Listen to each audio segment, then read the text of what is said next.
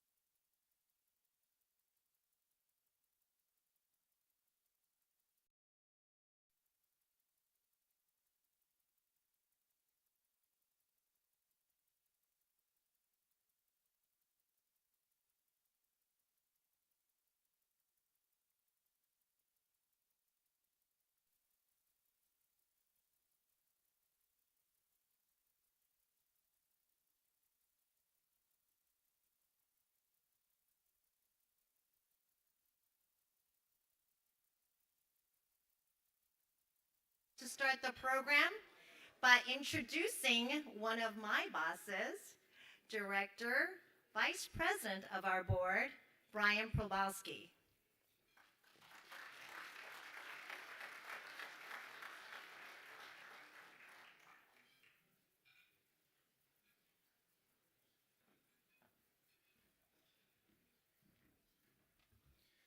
Thank you, June.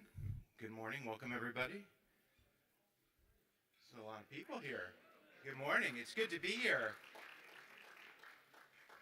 It's great to see this much attention on something so critical, but sometimes not so obvious, as our infrastructure is generally below the ground. But thank you for being here. Over 300 people are scheduled to attend today. This is our second annual event. We now, I believe, have 5 counties participating in the event, and representation from our local electeds everywhere. I think every table, our federal government, thank you for being here. As we prepare to recite the Pledge of Allegiance, we should pause and acknowledge the significance of all of our roles and responsibilities here in the industry, in the water industry, in the infrastructure industry. This is a really important task that we're all trusted with to shape policy and implement strategies and make decisions that impact the lives of millions of our constituents. So together, I'd ask that we all stand to join me in recitation of our Pledge of Allegiance. We have a flag here to my right. And if you'll all hand over heart, join me, we can say a pledge to our great nation. I pledge allegiance to the flag of the United States of America and to the republic for which it stands, one nation, under God, indivisible, with liberty and justice for all. Thank you. Have a great day.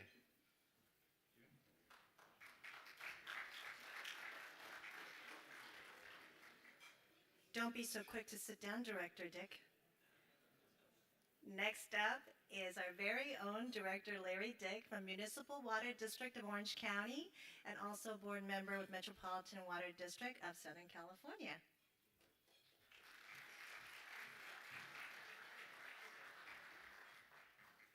Don't panic. I'm only here for a short while. I was asked if I would be willing to introduce to you Lou Correa. I thought it was like taking coals to Newcastle, but I immediately said I would be delighted. I'm delighted because I've known many of the folks in this room for a couple of decades. I've known Lou Correa for more. When I first met Lou, he was a young attorney doing business law, and he was doing things for the governor's office at that time. And he came around introducing himself and asked, "What can we do for you?" And that impressed me greatly. I read a book about Nelson Mandela, and in it he said he never lost an election. He either won or he learned something. I was talking to the congressman. He said he's learned something twice. People are elected to office today, and unfortunately, you'd think they were personal injury attorneys. They say, "I will fight for you." I don't want you to fight for me.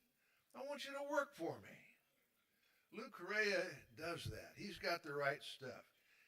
You go in to fight for somebody, if you go in looking for a fight, I bet you can find it.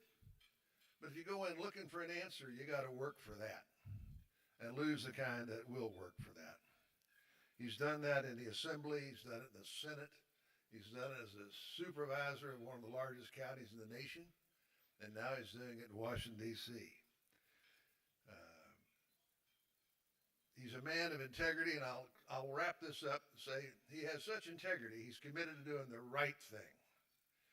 There was a time when he was in Sacramento, he did what he thought was right. It happened to be slightly at odds with Don Parada. The next day he goes to his office, he's locked out.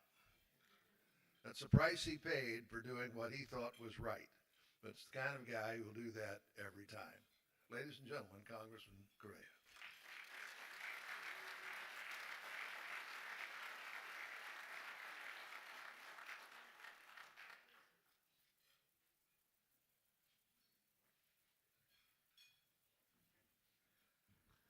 thank you for that nice presentation. You're right, I've learned painfully twice how to do things right. And Congressman Correa, first of all, I want to thank the organizers for holding this great event today. And I have to tell you, this is like a homecoming, seeing so many good friends, relationships that we have developed over the years. The trust that is here to do the right thing when it comes to our constituents. Take a commercial break to talk a little bit about my good friend Alex Padilla. When I saw him, I said, "How you doing, Alex? Good to see you back in town." He said, "Yeah, Lou, it's good to be back."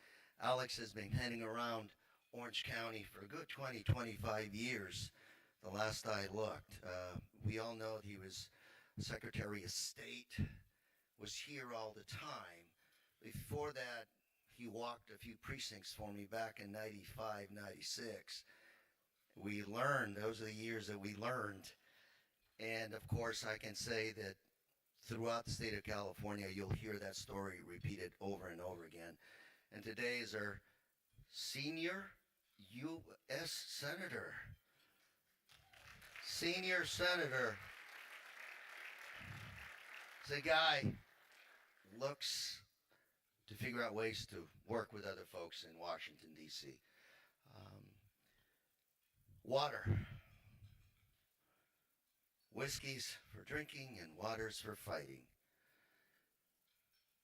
About a month ago, I was working out in the gym, House of Representatives, and I had one of my colleagues, a young lady from Texas, come up to me and said, "Hey, can you tell me a little bit about what you all are doing in Orange County? I found out about this recycling program that you've implemented, recycling water." Started talking about toilet to the tap. She wanted to know what was going on because she represents that part of Texas that right now is essentially massive drought. Crops are dying. They can't figure out where they're going to get water next. But, you know, if you listen to people around the country and around the world, this is the challenge right now. Where are you going to get the water? And I think we've been blessed here in Southern California. I've been here all my life, and I can't remember a time a day when they said, "Don't drink the tap water, it's contaminated." I live in Santa Ana, and by the way, Cesar Barrera over there, thank you very much for making sure Santa Ana has the best drinking water in the universe, if not Orange County. But you know, we've always been blessed with good water until recently. Now we're talking about PFAS contamination and God knows what else. We don't want Orange County, we don't want this region to be another Flint, Michigan. But the possibility's there. We're heading into a time of, I call it the come to Jesus moment. Deficits everywhere, federal, local, federal level, at the state level, billions, local level, millions, at our level, I think it's in the trillions. This is when we have to double down and invest in our water infrastructure. And in my opinion, the way you do it is one single word, which is trust. We all got to figure out how to go back to our ratepayers, constituents, and say, you got to pay a little bit more to keep good water flowing out of the faucet. And that means all of you, all of us, have to team up to come up with that message to say this is what we need to invest right now to keep quality water flowing to our households. I believe that our ratepayers, taxpayers, if you deal with them honestly, present the facts to them, they will work with us to make sure that that water keeps flowing. They will invest with us to make sure that infrastructure is there. It's no secret that Central Orange County, a lot of our pipes are, 50 to 100 years old, and you wonder why all of a sudden you get a big gusher in the middle of the street. There are other cities that are newer in the area, but it's all one system. So if there's a message I would leave with you today is, it's our challenge. It's our goal to make sure that we can look at our ratepayers and say, invest with us, work with us.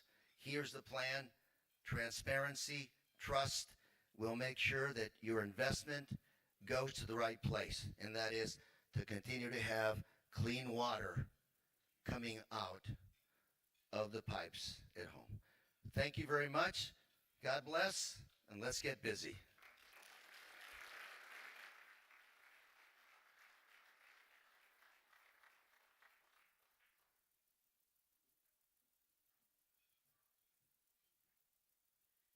That's exactly the kind of message that we need to double down on trust and transparency to face the challenges of today and the future. It is such a privilege and an honor of mine to introduce to you our keynote for the summit. You know, this is a very coveted thing that I get to do, and I was asked to do it, and I was very, very honored. Because our keynote is larger than life, not just because he's tall. He is a record breaker. I'll explain why. But most importantly, he is the embodiment of the American dream. Long before he was our great U.S. Senator, he was a son of 2 immigrants from Mexico. A father who was a short order cook and took pride in the fact that when the kitchen was inspected, it always passed. His mother, who supported her family by cleaning other people's homes. And in the San Fernando Valley, in a community called Pacoima, for those of us who know where that is, that's where his story began. And he went all the way to MIT. Yeah, that MIT, the really smart people MIT. And he studied mechanical engineering. Yes, I see all the mechanical engineers. They're just so excited right now. They're just beaming with pride. But you know, instead of following that course of work, he decided to do something else. He decided to get into politics as he witnessed the injustice. And from there on, there was no limit. He was elected to the Los Angeles City Council at the age of 26. I know, I feel like such an underachiever right now. And just 2 years after that, he was the council president of the Los Angeles City Council. Then during the 9/11 and its aftermath, he was the mayor of the city of Los Angeles. From there, he went on to be a California state senator in 2006. And then went on to Secretary of the State, the first Latino to hold that position in 2014. Yes. Look, I told you he was a record breaker. It doesn't end there. He was also the first U.S. Senator when he was appointed in 2021 to fill the Vice President Harris's position, and then was elected in 2022.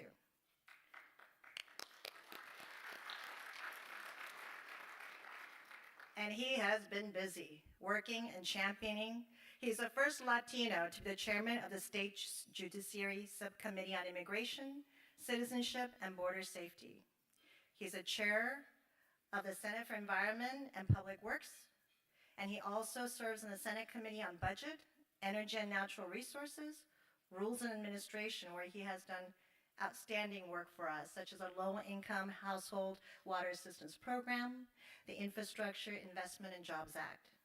He's a tireless champion of infrastructure, environment, but most of all, of people. So it is with great honor, please help me welcome our great U.S. Senator, Alex Padilla.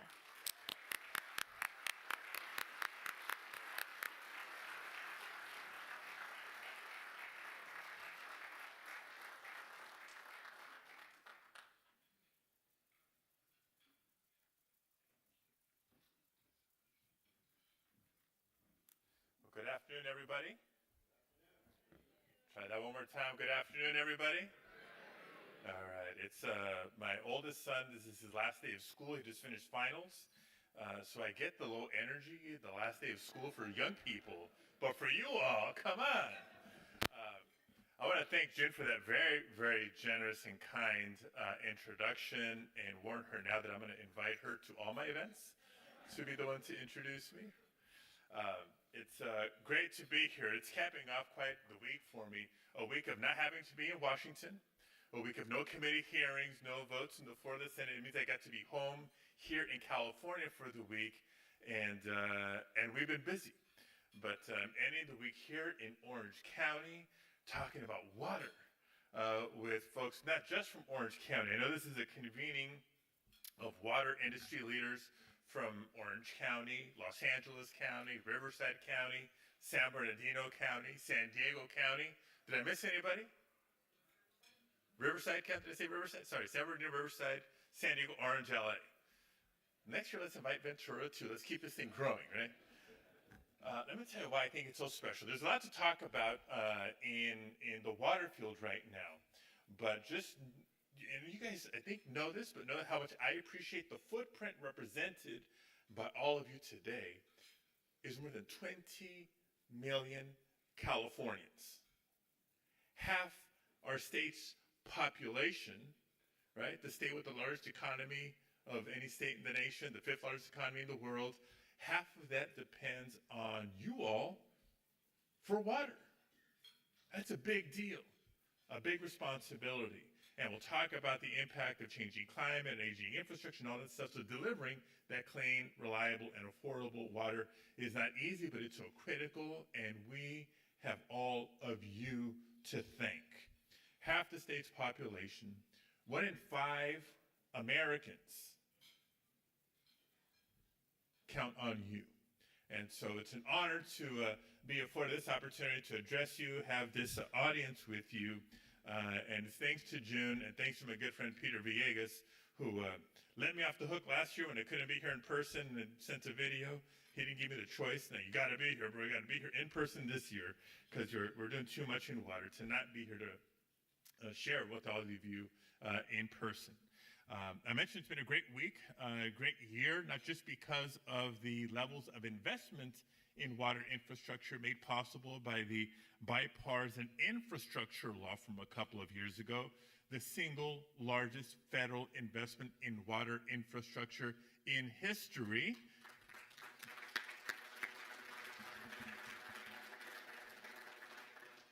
So thank you, Congressman Lou Correa, who has been a good friend for many, many years. All the story he says about me is true, but he only says the good ones, so I'll acknowledge those. Tremendous champion. We fly together to and from Washington every week, and I always see him on the plane. He's always working hard on your behalf. So thank you, Lou, for your partnership, for your vote on the bipartisan infrastructure law. I voted for it on the Senate side, as you know, and President Biden signed it into law.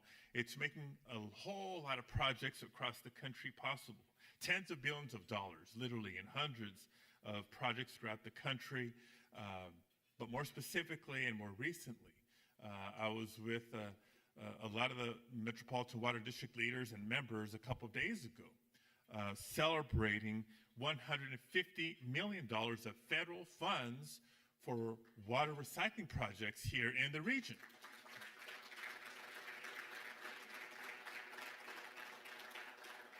I celebrated because I know there's a number of others, but the Pure Water project alone would be the largest in the country, one of the largest in the world, and does represent sort of a new era of water, meeting our water needs in the country. Lou Correa was talking about some of the history on water recycling, and that I hadn't heard that phrase in a long time. Lou, toilet to tap? See, as you heard in the introduction, my first political office was a member of the Los Angeles City Council. I grew up and represented the San Fernando Valley.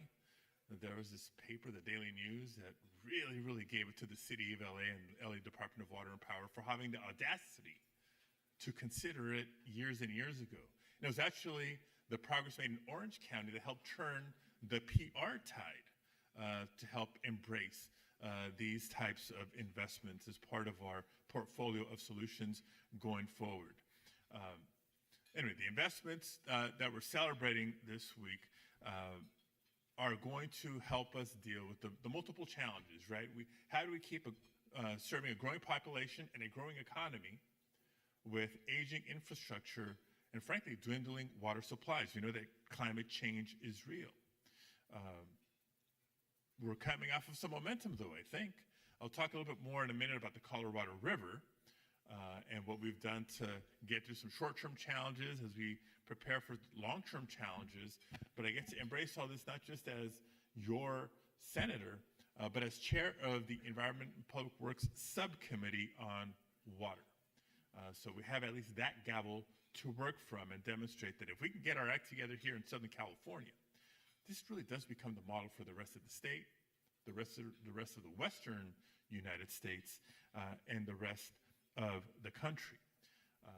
Now, again, I know that the challenges are significant, not just because of the need to invest more in our infrastructure, but our changing climate and all the manifestations of climate change, whether it's wildfires, the need for water, impact on infrastructure, floods and atmospheric rivers, and its unique impact on infrastructure, sustained drought, and now emerging sources of contamination.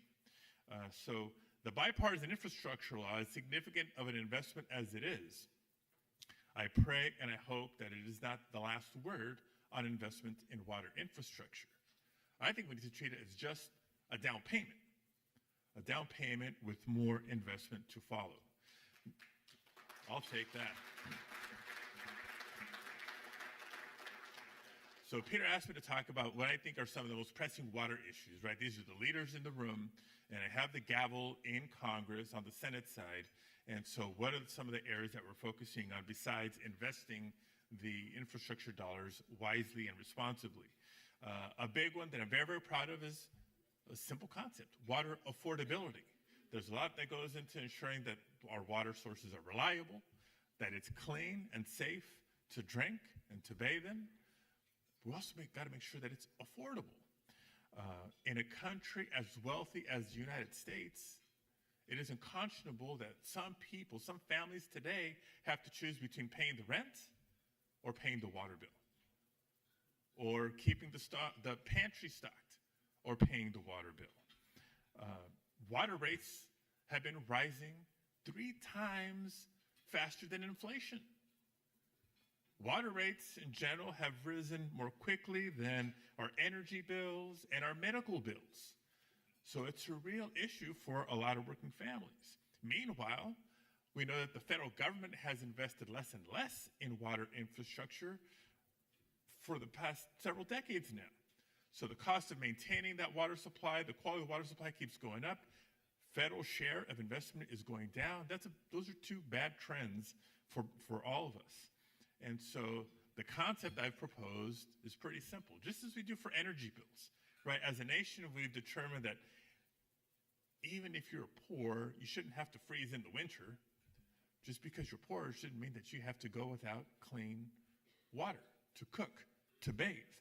And so I have a bill, the LIWAP Establishment Act, that would take the pilot project that was approved during the COVID-19 pandemic and make it a permanent program, a permanent assistance program for low-income households to afford their water bills. Now,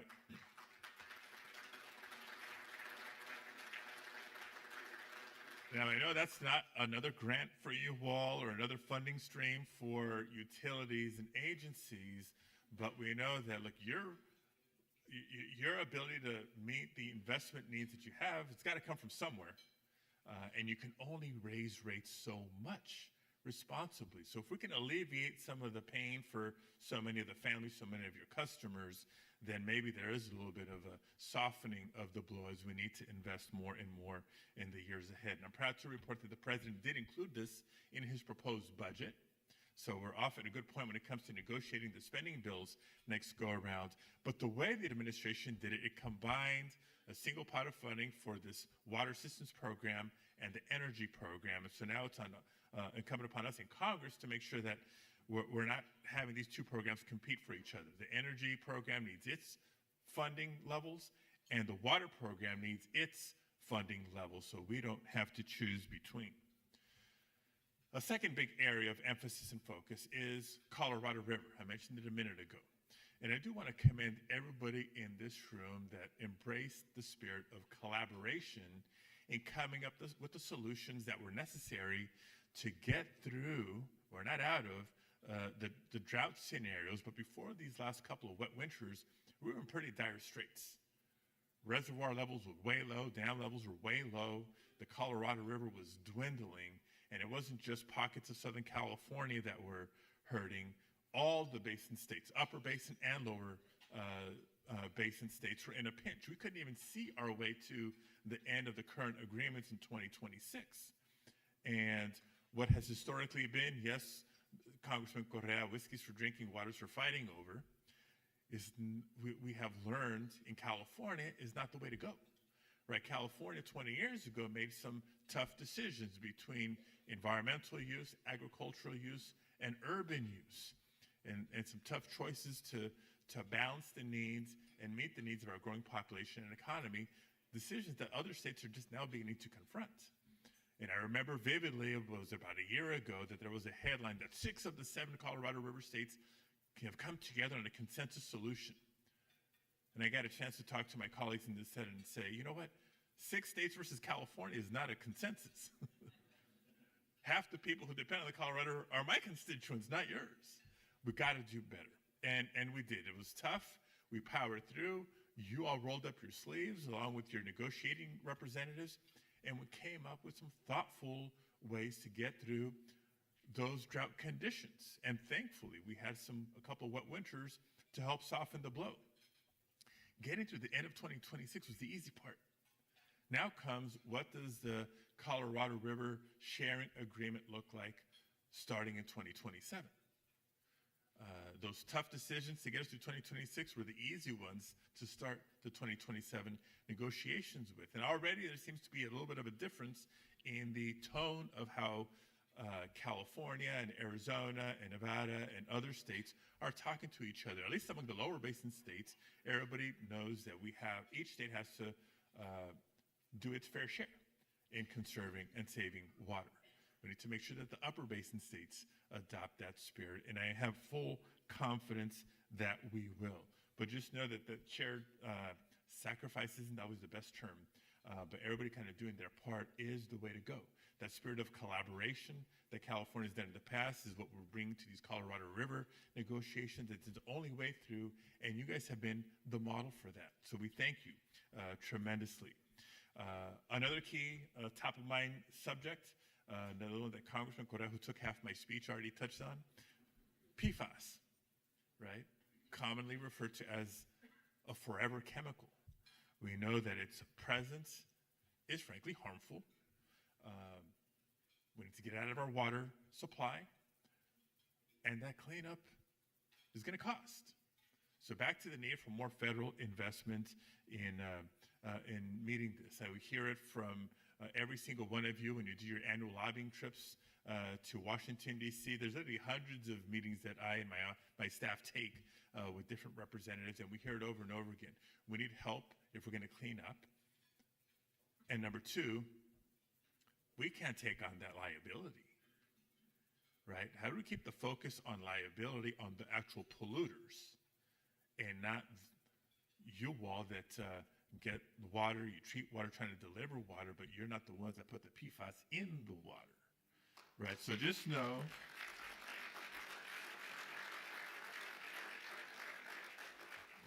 that I hear you, I agree, and I'm working with my colleagues on the committee to figure out a way to maintain that, to make sure that you're not directly hit with the liability or brought in by the actual polluters through third-party litigation to share in that liability and responsibility from a fiscal standpoint. Very well aware of that. And I think that lastly for now, because I want to be respectful of your all time, raise your hand if you're from San Diego here. Okay. Tijuana River, right? San Diego, sewage crisis. I've been down there to see for myself with my own eyes. Actually, it was Assembly member Denise Ducheney once upon a time that first started talking to me about the Tijuana River issues. When toxic waste and sewage comes from south of the border to the northern part of the border, it's not just kind of messing up some beautiful beaches down there, it's a public health concern. So significant, as I've shared with my colleagues, that when we have Border Patrol agents getting sick on the job because of exposure, when we have Navy SEALs training in the waters and getting sick because of their exposure, we have a problem. It's a public health problem, an environmental problem, a national security problem. And so with those arguments, we've been able to secure yet another $100 million to go towards remediation upgrades going forward of those facilities down there. And we're working on additional funding as well. We're also pushing not just the EPA to do its job sooner rather than later, but calling in expertise and experience from the U.S. Army Corps of Engineers to be partners in ensuring that the improvements to those facilities are made sooner rather than later. So I can go on and on with some specifics. I will just wrap up with this. In honor of my late former colleague and former boss, Senator Dianne Feinstein, who really embraced the challenges of water policy and water infrastructure in both Northern and Southern California. I'm trying to live up to that standard. As not just a relatively new senator, but now the senior senator for California, I know how vital water is for each community in the state and beyond. I know how challenging it has been. I've seen it at the city level, I've seen it at the state level, and now I see it at the federal level. And I'm committed to continue to work with all of you to meet the needs of the communities that we serve collectively. And again, from Colorado River to climate change to aging infrastructure to contaminants, we have our work cut out for us, but I know that we have the ingenuity and the commitment and the leadership in this room to meet the challenge of our time. So thank you all for having me. Thank you all for the work that you do. Thank you, Peter, again for the invitation.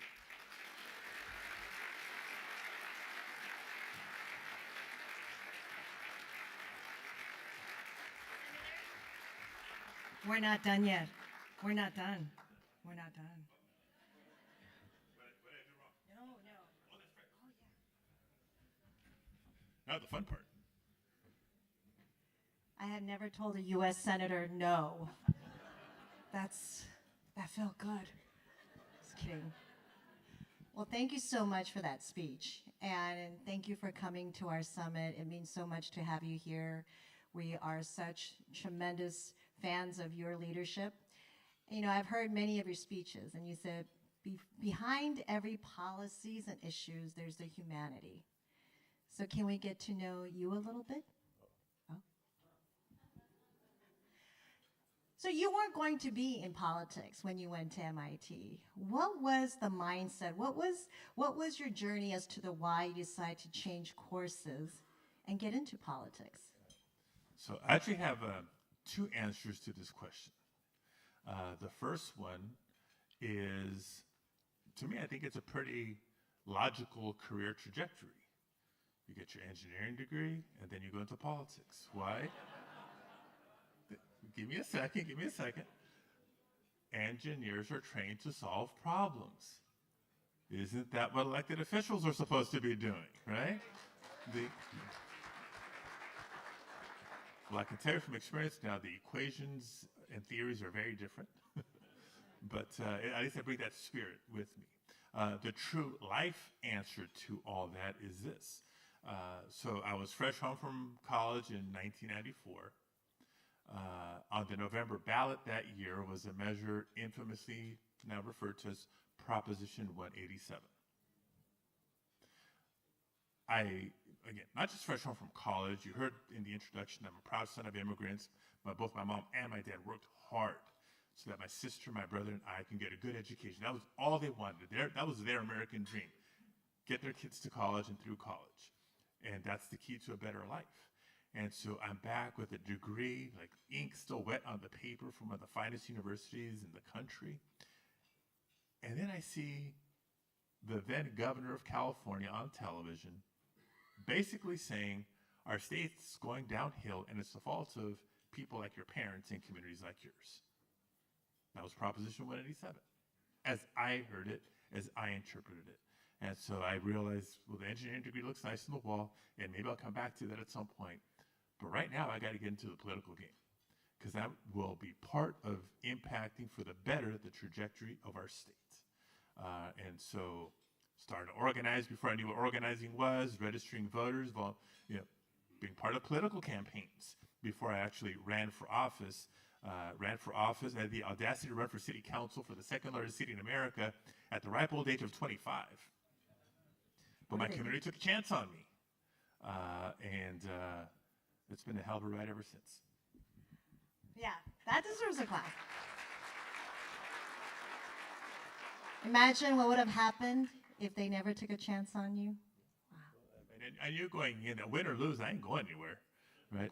I intentionally came back from MIT back to my home community to try to make a difference. So if I was elected, I did the best job I could. If I didn't get elected, no one remembers me from those days, I would have figured out some other position with which to effectuate change. Maybe nonprofit advocacy, maybe starting a business, maybe teaching. I don't know, but life has been good. Well, and I get to work with a lot of engineers, all different kinds. They make pretty good money. So what was your parents' reaction when you told them your decision? Because let's be honest, when you look at the income, it's a little different, isn't it? Yeah, I think it was something along the lines of, you're going to do what? They're going to pay you how much? What? Especially the campaign work that I did once upon a time. But I blame my mom. I know she still looks down at us from up above, because she was the community organizer, right? When it came to any issues in the community, whether it's lack of after-school programs, crime in the community, people just down on their luck and needing another meal. My mom was always the first one to reach out, to lend a hand. My brother and sister and I, we all get that sort of service spirit from that upbringing. So elected office, it's about helping people. That's what it should be anyway. And so I guess they weren't completely shocked. Helped that I lived at home for a while too, just to go easy on the bills. I can only imagine how proud they are. Now, you mentioned you are now the senior senator. And for those who may not be really familiar with what that means, do you have more power? What does it mean to be a senior senator? But also, what does it mean for you personally?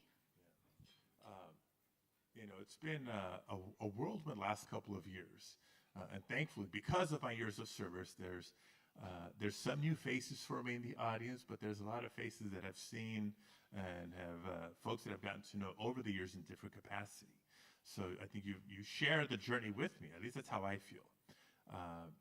So in the year 2020, it was my 6th year as Secretary of State, getting ready for a big year, right? It was a presidential election just 4 years ago, a very consequential presidential election, and I'm in charge of elections in California at the time.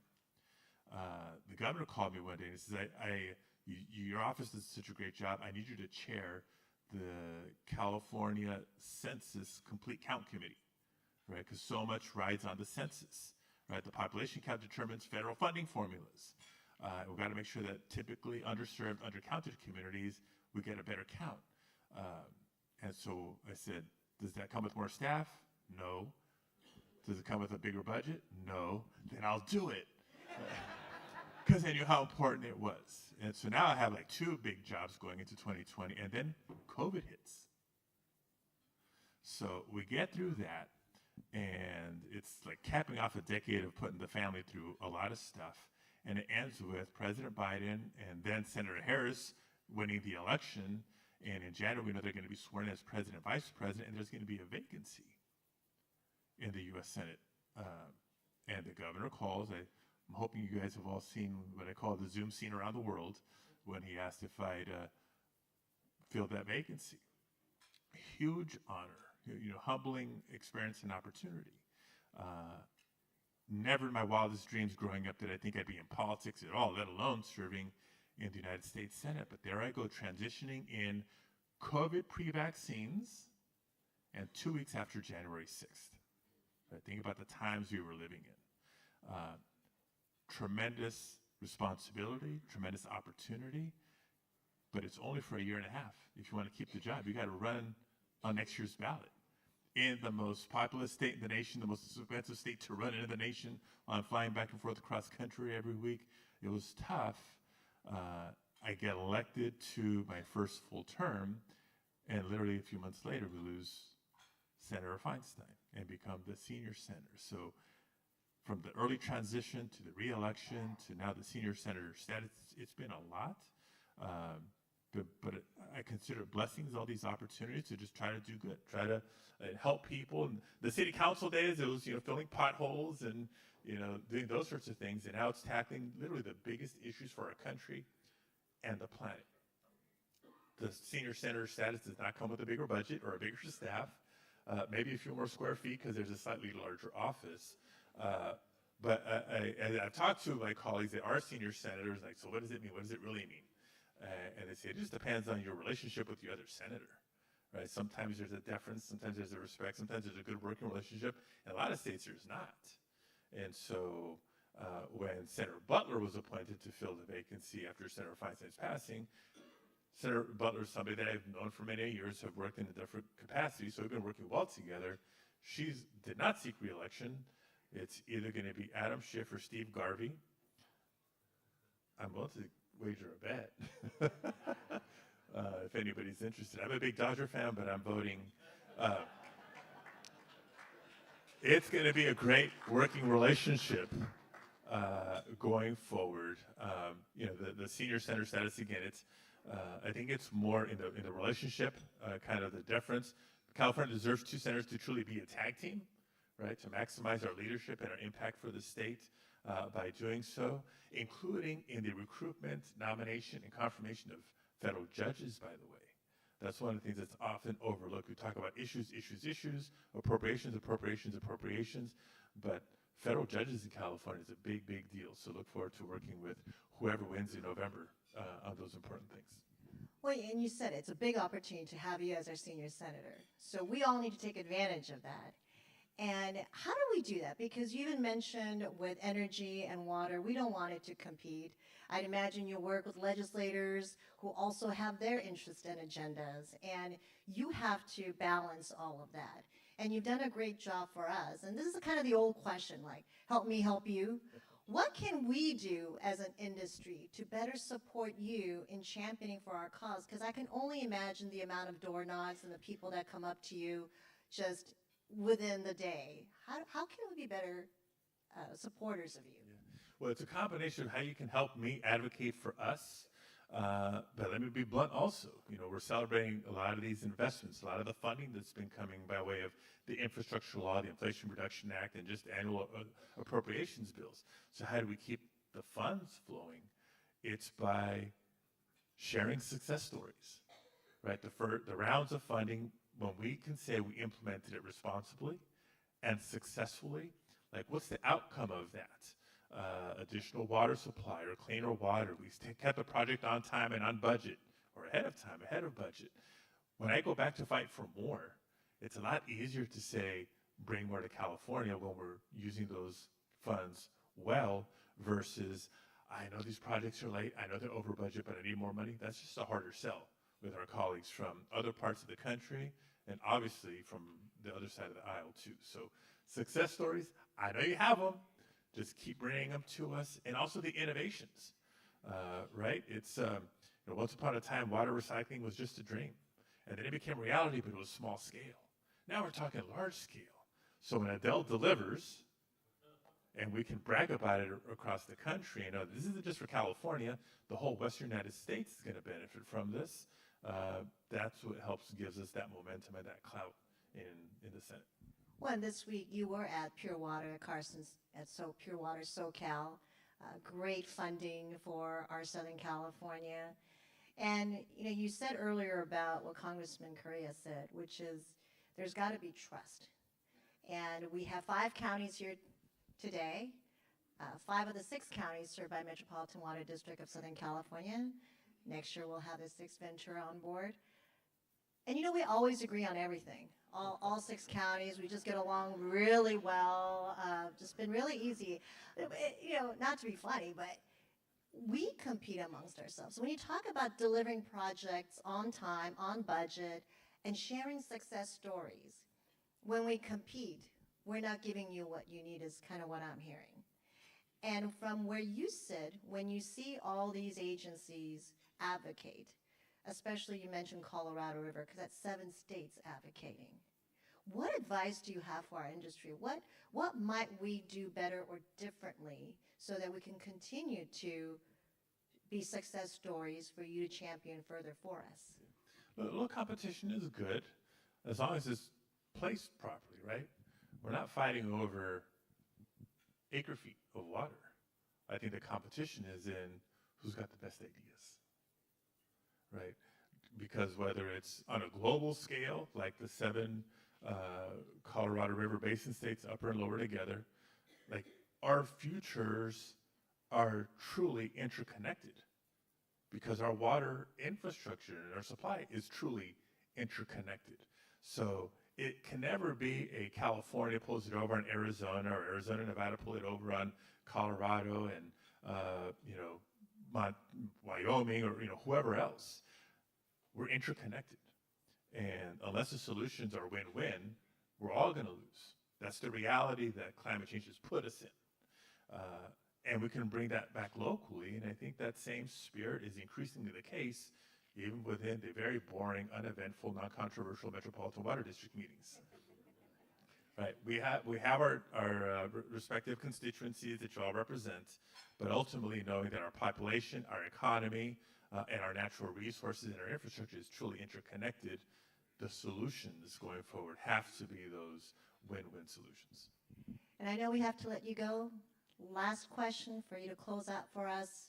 Going back to how we started this conversation about humanity, and you just talked about how everything is interconnected. So are we as people, regardless of what community, what background, socioeconomic class. And when you balance safe, clean, reliable drinking water for all, it's very aspirational, and we need to strive for that. But it's also very hard to balance the cost of maintaining and building infrastructure, and who's going to pay for that, and who will have the first access to that.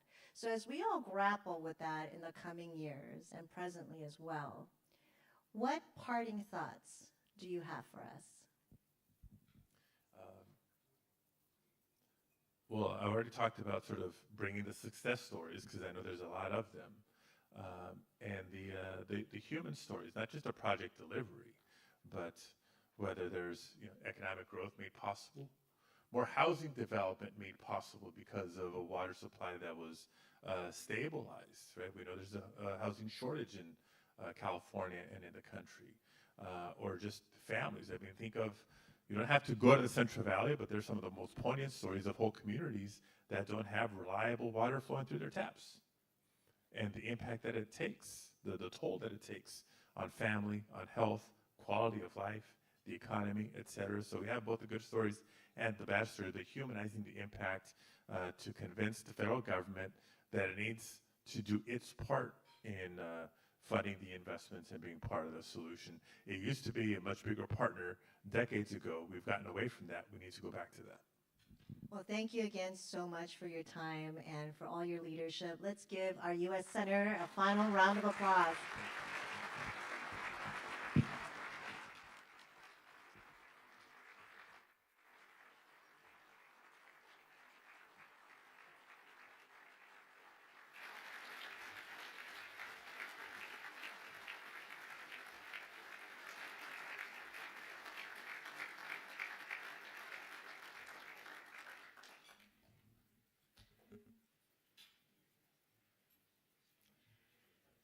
That's a really hard act to follow.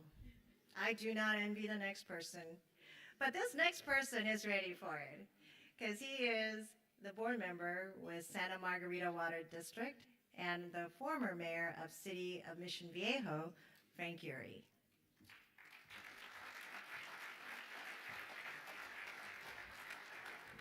No, it's a very easy act to follow, because there's nothing more sacred than the introduction of elected officials at events like this. And I know there's only one question on everyone's mind. How quickly is he going to get through this? So what we're going to do, there's 88 board members for water districts here. So what we're going to do, when I get to those members, I'm going to call you individually. Please stand for 10 seconds of applause. We'll move through it quickly. Or when I mention your agency, just wave. Better? All right, we'll do that. So some people do deserve individual recognition. Senator Padilla, we can give her, Senator Padilla a hand. Thank you very much for coming. And of course, Congressman Correa has done a great job. I don't know if he's still here. And we do have some local folks from the 5th Supervisorial District in Orange County, Supervisor Katrina Foley. She's here. We also have from the 2nd District, Supervisor Vince Sarmiento is here. And our neighbor just over the area, Honorable Honorable Kurt Hagman, the County Supervisor from the 4th District for San Bernardino. Thank you, Kurt, for being here. And I think one of the things that represents how broad this item is in terms of discussing water is how many elected officials we have here from city councils. So with that, we have a few people from city councils. Karina Quintanilla, Mayor of Palm Desert, she's here.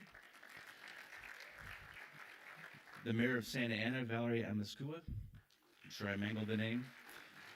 Mayor Pro Tem for the City of Laguna Beach, Alex Runagi. Council member from Anaheim, we have Natalie Meeks. And from San Diego, Vivian Moreno, San Diego City. Bruce Whitaker here, council member of the City of Fullerton. I know I saw Bruce. And from my city, Mission Vieja, we have council member Bob Reich. All right, so now this is the part. I'm going to read your agency, give us a quick wave, and we can move this thing along. We have representatives from Beaumont Cherry Valley Water District, the Chino Basin Water Conservation District, the Coachella Valley Water District, the Desert Water Agency, East Orange County Water District, El Toro Water District, Elsinore Valley Municipal Water District, Inland Empire Utility Agency, Las Virgenes Municipal Water District, Mesa Water District, the Metropolitan Water District, I know we got some folks in there, Molten Miguel Water District, the Municipal Water District of Orange County, almost there, halfway through, Orange County Water District, the Orchard Dale Water District, the Rancho California Water District, San Diego County Water Authority, the San Gabriel Valley Water Company, the Santa Margarita Water District, please pause and show reverence, the South Coast Water District, the Trabuco Canyon Water District, West Basin Municipal Water District, Western Municipal Water District, and the Yorba Linda Water District. Give everybody a hand. Thank you very much.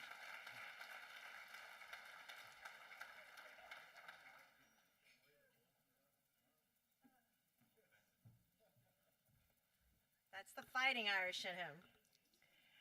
And for the more extended version of all the bios of all the speakers, it is in the QR code, which is at every single table. We're going digital. We're going very high tech. So instead of the paper agendas, we're doing digital. So next, I'd like to introduce our great supervisor from the 2nd District, Vicente Sarmiento.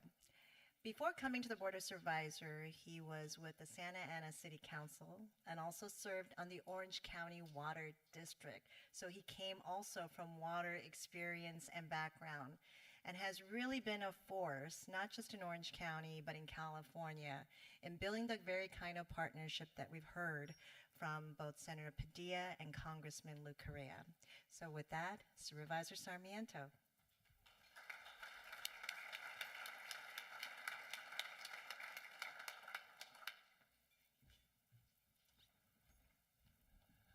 Good afternoon, everybody. So it is very, very good to be with all of you in water. Let's make some noise for June Lopez, who is moderating us today.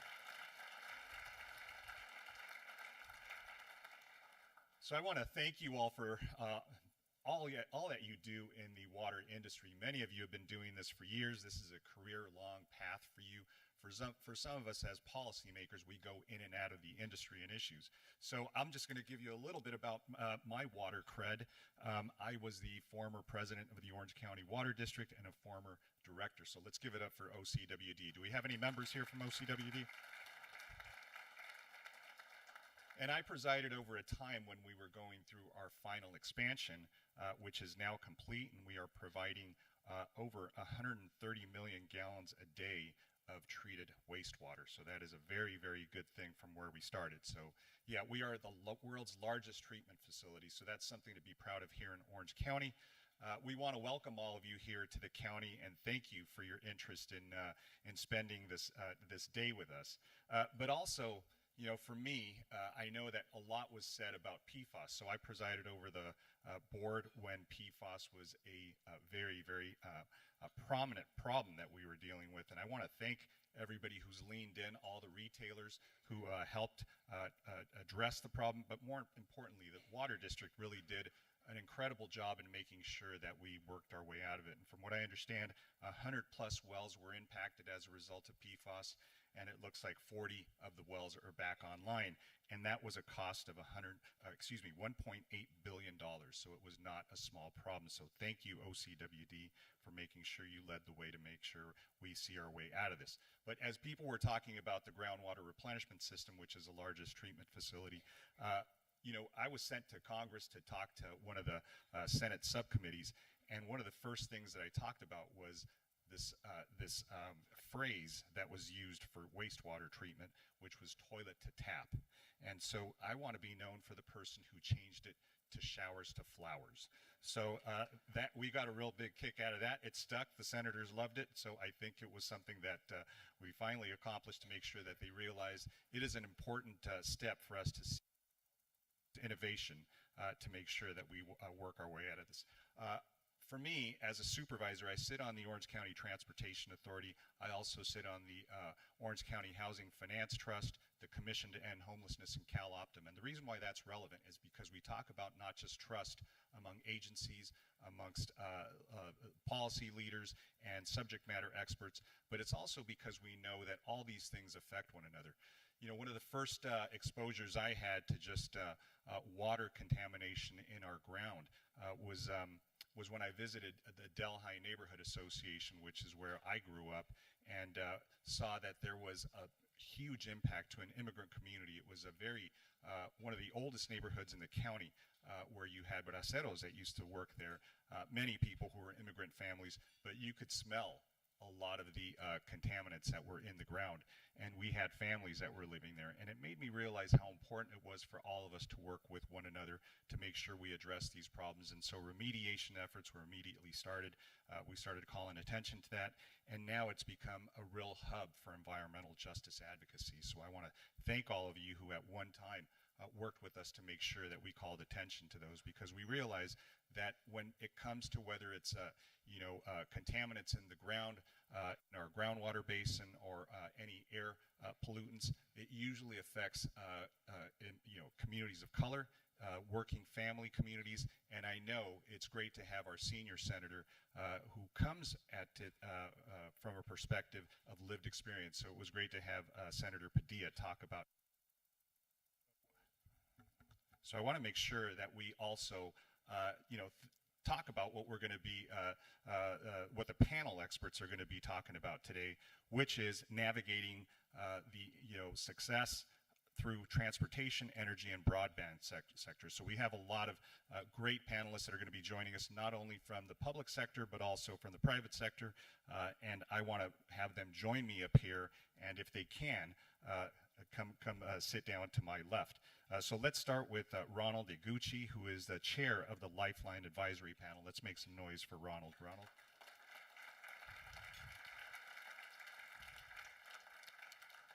And my counterpart from the San Bernardino County Board of Supervisors, Kurt Hagman. Kurt, come on up.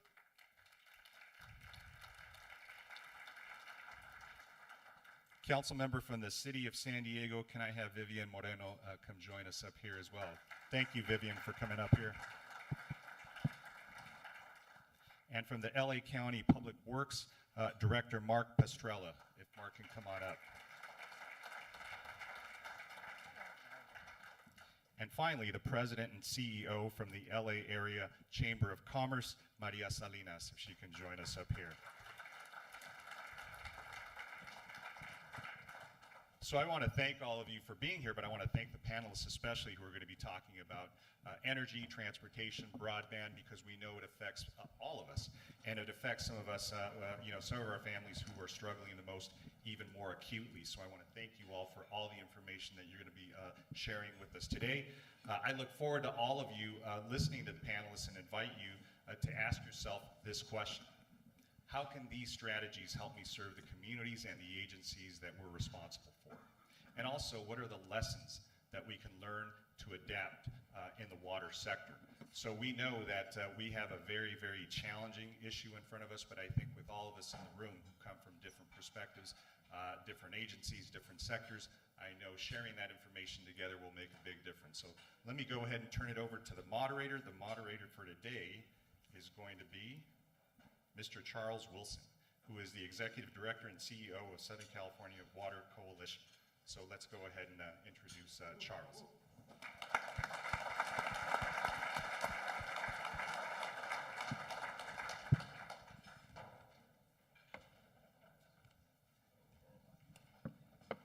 See, I was told when we started I was not in any way, shape, or form to come up on stage. So if somebody has a microphone, and I'll work my Oprah from the floor. But ladies and gentlemen, thank you for being with us. This particular part of the program really is to be one of those lessons learned, and we thought it would tee it up. Now, Congressman Correa left, but he had the adage about whiskey. And I just kind of want to know, as we sort of start off, as our part of our introduction, I'm going to start all the way at the end and we'll work down this way. When we start talking about water, are we supposed to now start to walk into meetings with legislators, regulators, with whiskey shots? Is that going to help us? And what's your experience been with other utilities or other infrastructure, whether it's transportation, energy, telecommunications? There's lots of those kinds of things that have been part of our effort to build that backbone on which our communities really thrive upon. So I'm just curious, as part of an opening, sort of your experience and sort of how you view this. And from there, we're going to speed date through, and we're going to individually talk to you a little bit more. I'm going to dig in, and yes, Supervisor, I have secrets. So look forward to that. Please. Great. I'm happy to jump in. Good afternoon, everyone. My name is Maria Salinas, President and CEO of the Los Angeles Area Chamber of Commerce. We're a regional chamber, been around for 136 years. I've been in this role for 6, and I consider it a tremendous honor to do that. I think your question and what you're looking for, and definitely what the congressman was saying, is for us, one of the things that I think is so important is the word collaboration. When I think of walking into the room with our elected officials and whatever the issue is, we know that what really comes across is how we partner, how we bring different voices to the table. And the diversity of those voices, whether it's transportation or water, is so meaningful and so important when we're trying to get a message across. I've seen that happen with our transportation sector. I'm part of a coalition called Mobility 21. When I see our public agencies partnering with the private sector and highlighting issues, I think that's one of the greatest things that we can demonstrate, that we can work together and bring the different voices to the table. Very good, thanks. Mark, I know this is a big passion for you within LA County. So your experience sort of kind of everything around water, but what lessons have you come up with? Well, thank you. Thank you to Windsor for having me here. I'm here representing the Los Angeles County Board of Supervisors. Supervisor Horvath sends her best wishes to everyone, wanted to be here today, and had me sit in. So I'm up here with these elected officials. So I'm going to talk a little bit about what I always start my water experience after 37 years is that the problem with water, as we know, is the governance. And I know there's a lot of governors in the room, elected officials in the room. Governance has become the thing that we're really trying to tackle in Los Angeles County. And one of the things that the bureaucracy has done is get together on a large scale under a moniker that we created together called Infrastructure LA. And Infrastructure LA is sort of a brainchild of mine, along with those of you who know Marty Adams from Water and Power, as well as Stephanie Wiggins from CEO of Metro, as well as our county sanitation district and a number of the other large cities in the area, including the IOUs, SCE, and others are members of this entity that we created. And I mention it because it's a working group of people with one governance area in mind. That's the County of Los Angeles at large, attempting to collaborate across all sectors. You mentioned transportation sector, not only that sector, energy, transportation, water, solid waste, looking at the greater good and prioritization of the investments in LA County and doing that in a collaborative way, believe it or not, trying to prioritize the investments that we're making together while honoring each other's needs. And it's a difficult, you can imagine, for instance, in the water sector, there are 200 water retailers in Los Angeles County. We only mentioned a few of them in here. There are actually more than a few. Our agency represents the third largest water agency, Los Angeles County Waterworks District, and that district alone serves more than 250,000 people on an annual basis.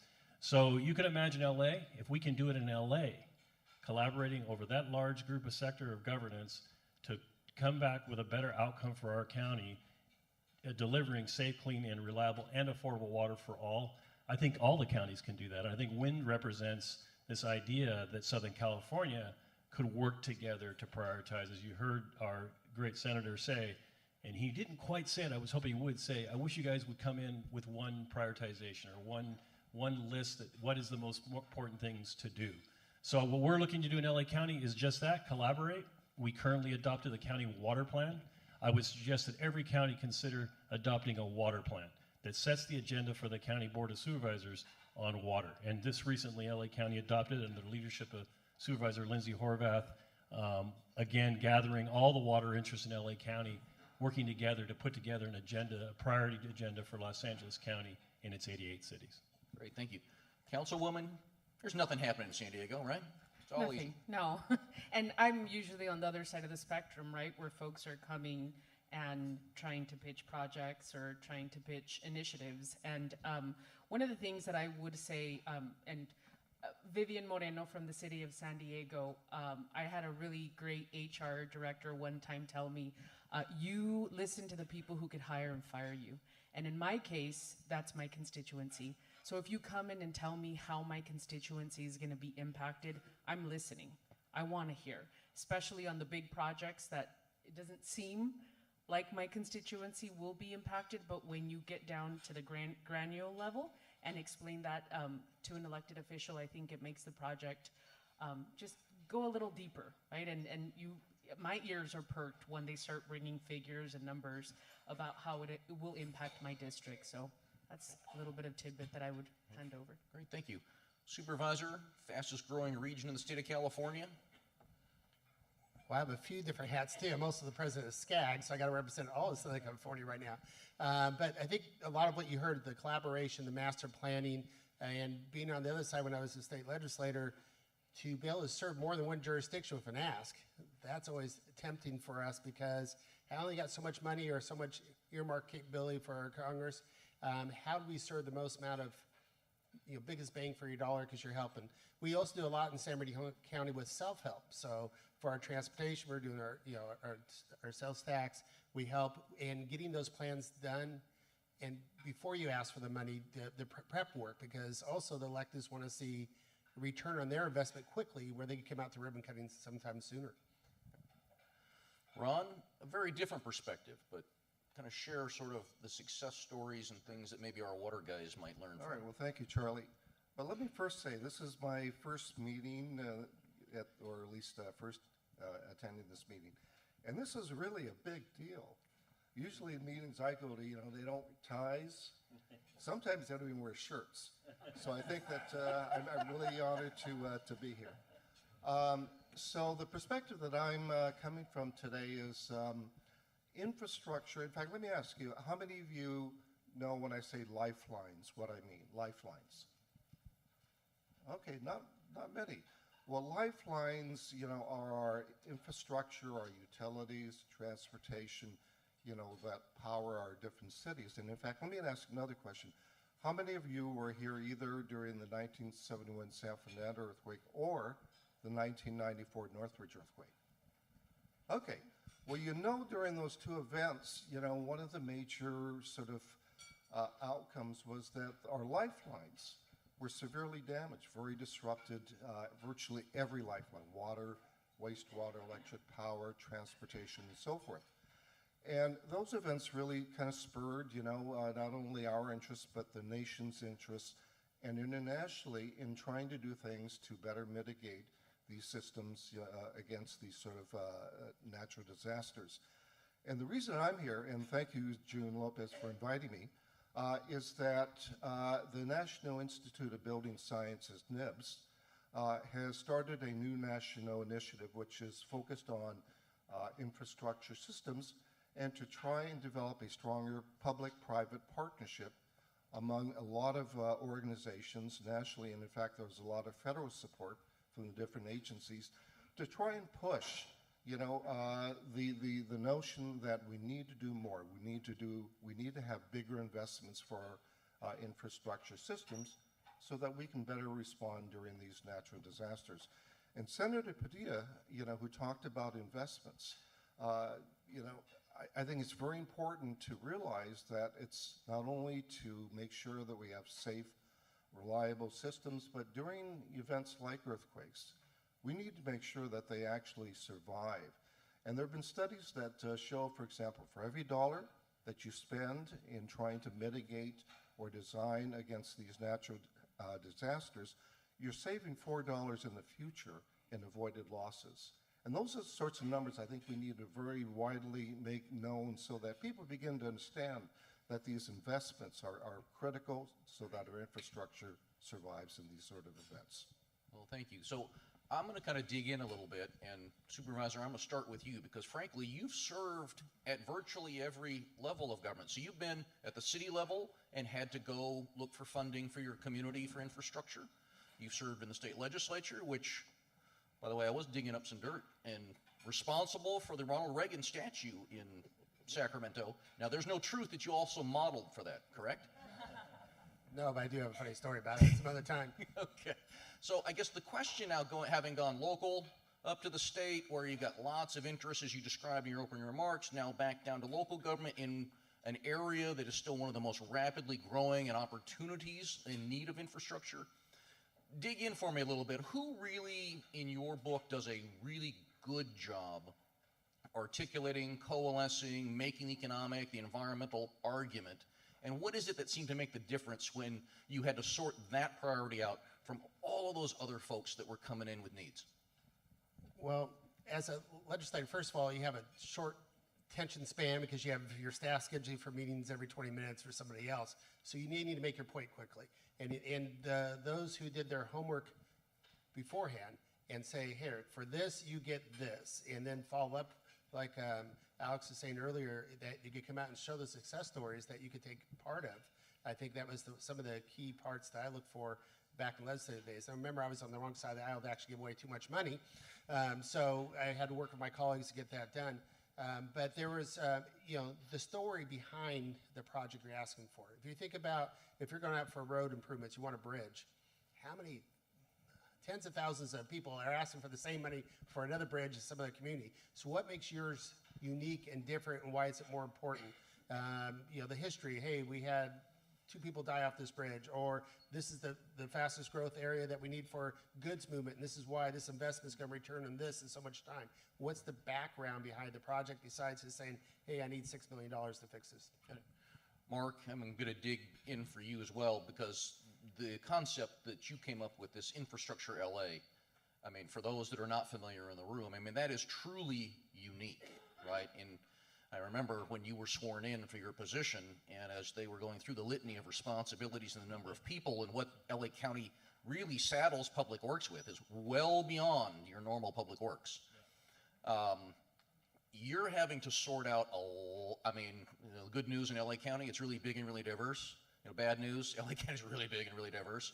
And so this concept of infrastructure LA, what was it that gave birth to that? And were there other sort of utility issues that kind of helped you formulate that we're now able to apply to water? Yeah, I can give the simple answer to that. I mean, elected officials were so disorganized from LA County about what they were asking for, what they wanted from the federal government, from the state government, and they were competing constantly with the 88 cities in LA County. For 20 years I've been visiting, I've been advocating for LA County on the infrastructure side in my past roles and my current role. And so each time we would show up, we'd just see, the results of this dysfunctional prioritization.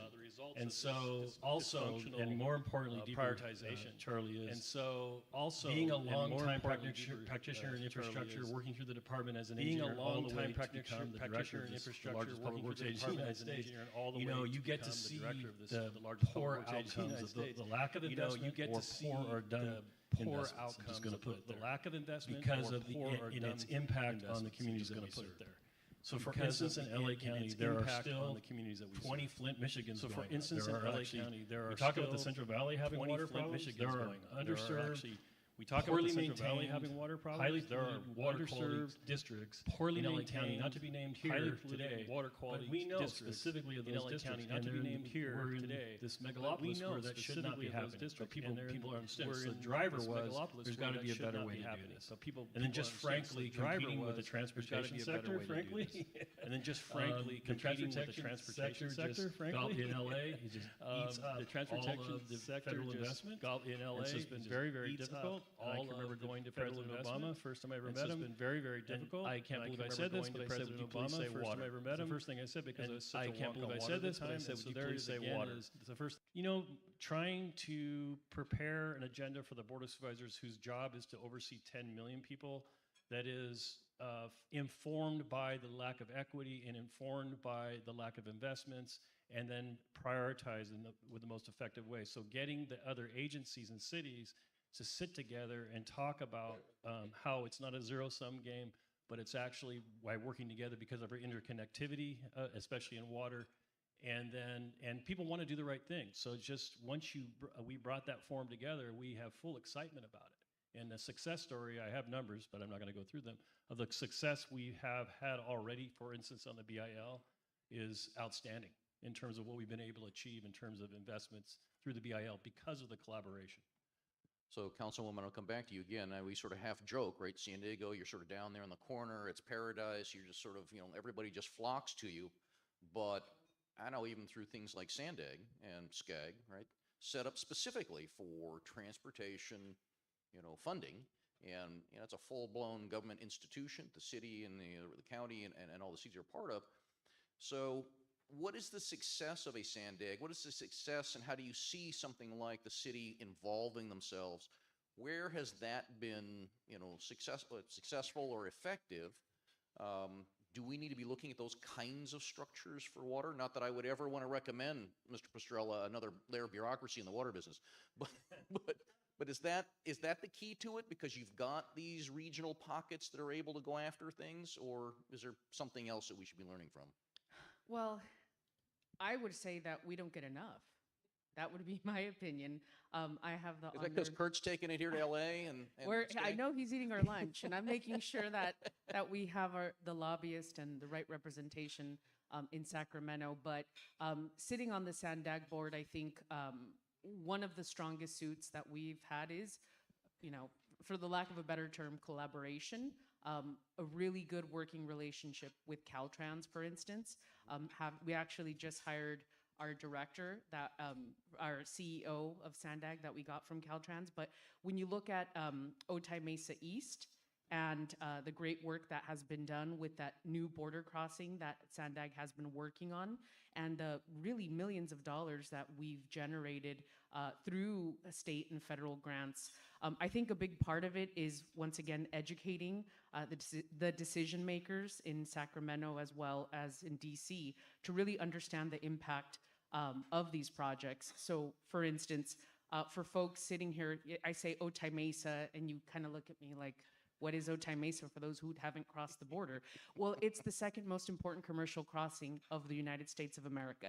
$50 billion of commerce goes through Otay Mesa. So if that, Otay Mesa proper, I often joke, I'm going to get political here, but Trump got two things right. JFK Airport is a dump, and putting $120 million into the Otay Mesa modernization project, the actual one that's sitting there right now, not Otay Mesa East. And so it really speaks volumes to the great work that we're doing at Sandag. I think some folks in the northern part of the county, some of the representatives that are in this room would probably argue that we probably should focus a little bit more on expanding freeways, something that the state of California won't allow or will allow, but making it very, very difficult. But the collaboration, once again, I think is key in having key stakeholders know the projects, and honestly using those projects. I'll just add a little tidbit. We were instrumental in the city of San Diego with getting $22.7 million of CTC funding for a little agricultural road called La Media Road, which is there's 3,400 semi-trucks that go down this agricultural road. When I asked our engineers from the city of San Diego came to me to talk about a bridge, and they were gonna apply for funding for, apparently engineers really love bridges. And I begged this man to please apply to trade corridor funds for La Media Road. I begged, and it was one of my first actions that I did as a council member. The gentleman applied, and guess what? We got $22.7 million for La Media, little agricultural road that really is the backbone of $50 billion of commerce. We didn't get the bridge money. We got it afterwards, I think 3 years later. And really, when I contacted the CTC, I met with executive directors, I met with a few board members so they could understand what La Media Road meant. The day that they were gonna do the vote on this expansion of this agricultural road, the environmentalists descended upon this actual item, and they said, no more road expansions. And as a Democrat, I said, I get it, but not this one, just not this one. And they wanted me to fly up there, and I said, you know what? No. I've already educated the executive director and some commissioners. They know what this project is. This is gonna pass, and it did pass the first shot. And I think that goes to speak to just really educating decision makers on how this, once again, I say La Media, and you guys, you don't think about it. Well, this is a huge road that's going to impact the whole, our biggest trading partner, right, which is Mexico, California's biggest trading partner. So it's really, a lot of it is also education and stepping, as elected officials, stepping out of our boundaries and saying, I do need to talk to that executive director. And just so you guys know, the deputy directors actually know more than the directors. Sorry, directors out there. So if they send you to a deputy director, they'll tell you as I say, they'll tell you the chisme. They'll tell you the real deal, so. All right, so what I just heard from there, Frank, when you're doing introductions, what you forgot to get was the staff that made all the electeds look really good as we're doing this and do the staff work. So, okay, so what I'm hearing then, Maria, how effective is begging for the LA Chamber of Commerce? Did you say begging? Begging. I'll interpret that in terms of supporting initiatives. Right? Well, you have this unique perspective now as well. Okay, so LA as an entity, right? You're hosting the Olympics on the near-term horizon. You've got World Cup coming. You've got world-class events that are being brought to a specific urban region, and they're like I raised with the LA County. It's a really diverse, and there's a lot of needs in the city of Los Angeles. But speaking on behalf of the business community, bringing that, how do you kind of cut through the prioritization? Is begging part of the program? So far I've got whiskey and I've got begging, and I'm not afraid to use both. I think we're at a very important time today. The torch is about to get passed to Los Angeles, and once that happens on August 13th, all eyes are going to be in the entire region. So for us, it's an incredibly high priority to make sure that every sector understands what is needed. And I'm not so sure that that is clear today. There's still a lot of questions from individual, whether it's infrastructures, different industry sectors that are still wondering what is their role, or what do they need to get done? Or they might know what they need to get done, but they need more information to get done on time.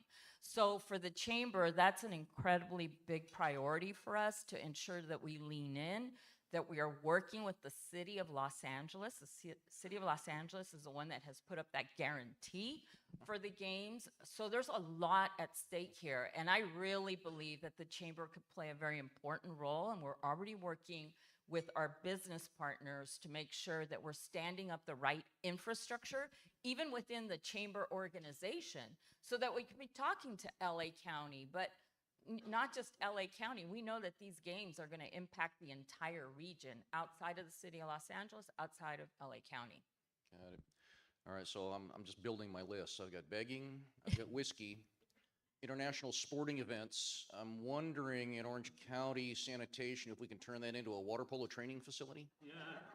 As part of the day. Okay, so I'm just building as we go here. So Ron, you're the only one so far that in your opening remarks talked about making the economic either prosperity and or consequence Is that part of helping to articulate? I mean, how much of that has been successful in helping to bring the priorities to, I mean, let's face it, infrastructure is usually out of sight, out of mind, and, you know, until the water's not on, the energy doesn't come in, or I can't get the bus or the train, right? So making the argument even of this will mean X jobs, X economic development opportunity, you know, what does this mean to the region?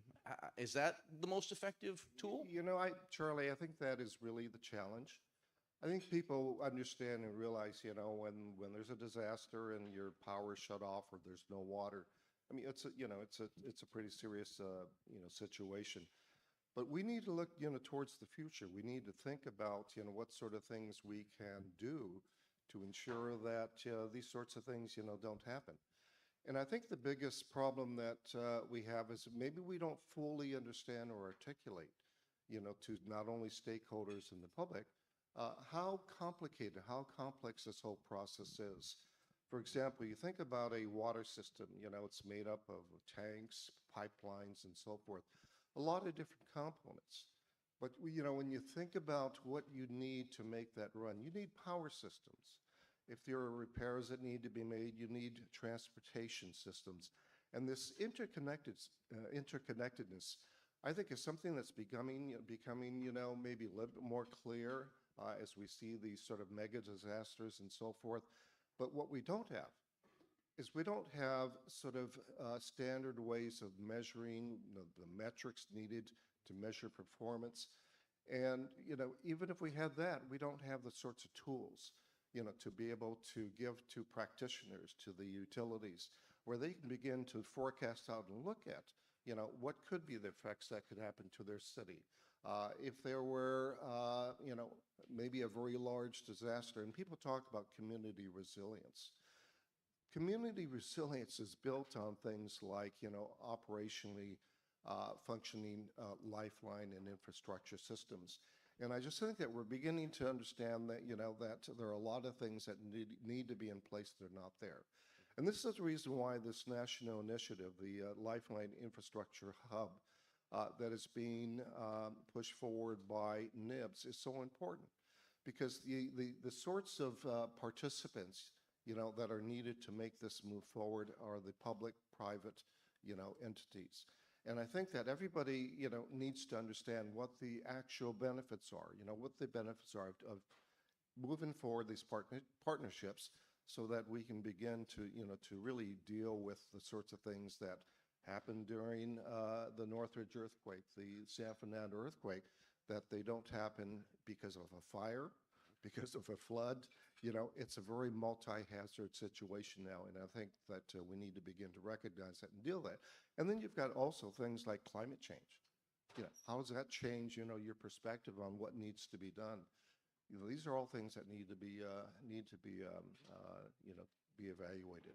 Mark, I'm coming back to you on this, because this issue, right, it's easy when the front page of the LA Times is screaming, hey, we have this problem. This is happening on this system.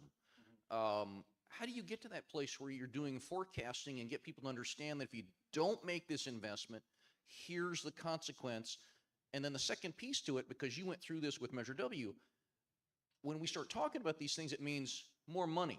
It means more rates. It means fare box. It means property tax. And we all know what we don't want more of, but how do I get over that hump into the future? Thanks. And my background, I'm a civil engineer by training and licensed civil engineer. And in the civil engineering world, the industry in general has known for the longest time that infrastructure just isn't sexy, right? It's a hard thing to sell to people. And, you know, people ask me a lot of times, like, how do you deal with an elected official who has a term limit and their staff who have term limits too with them?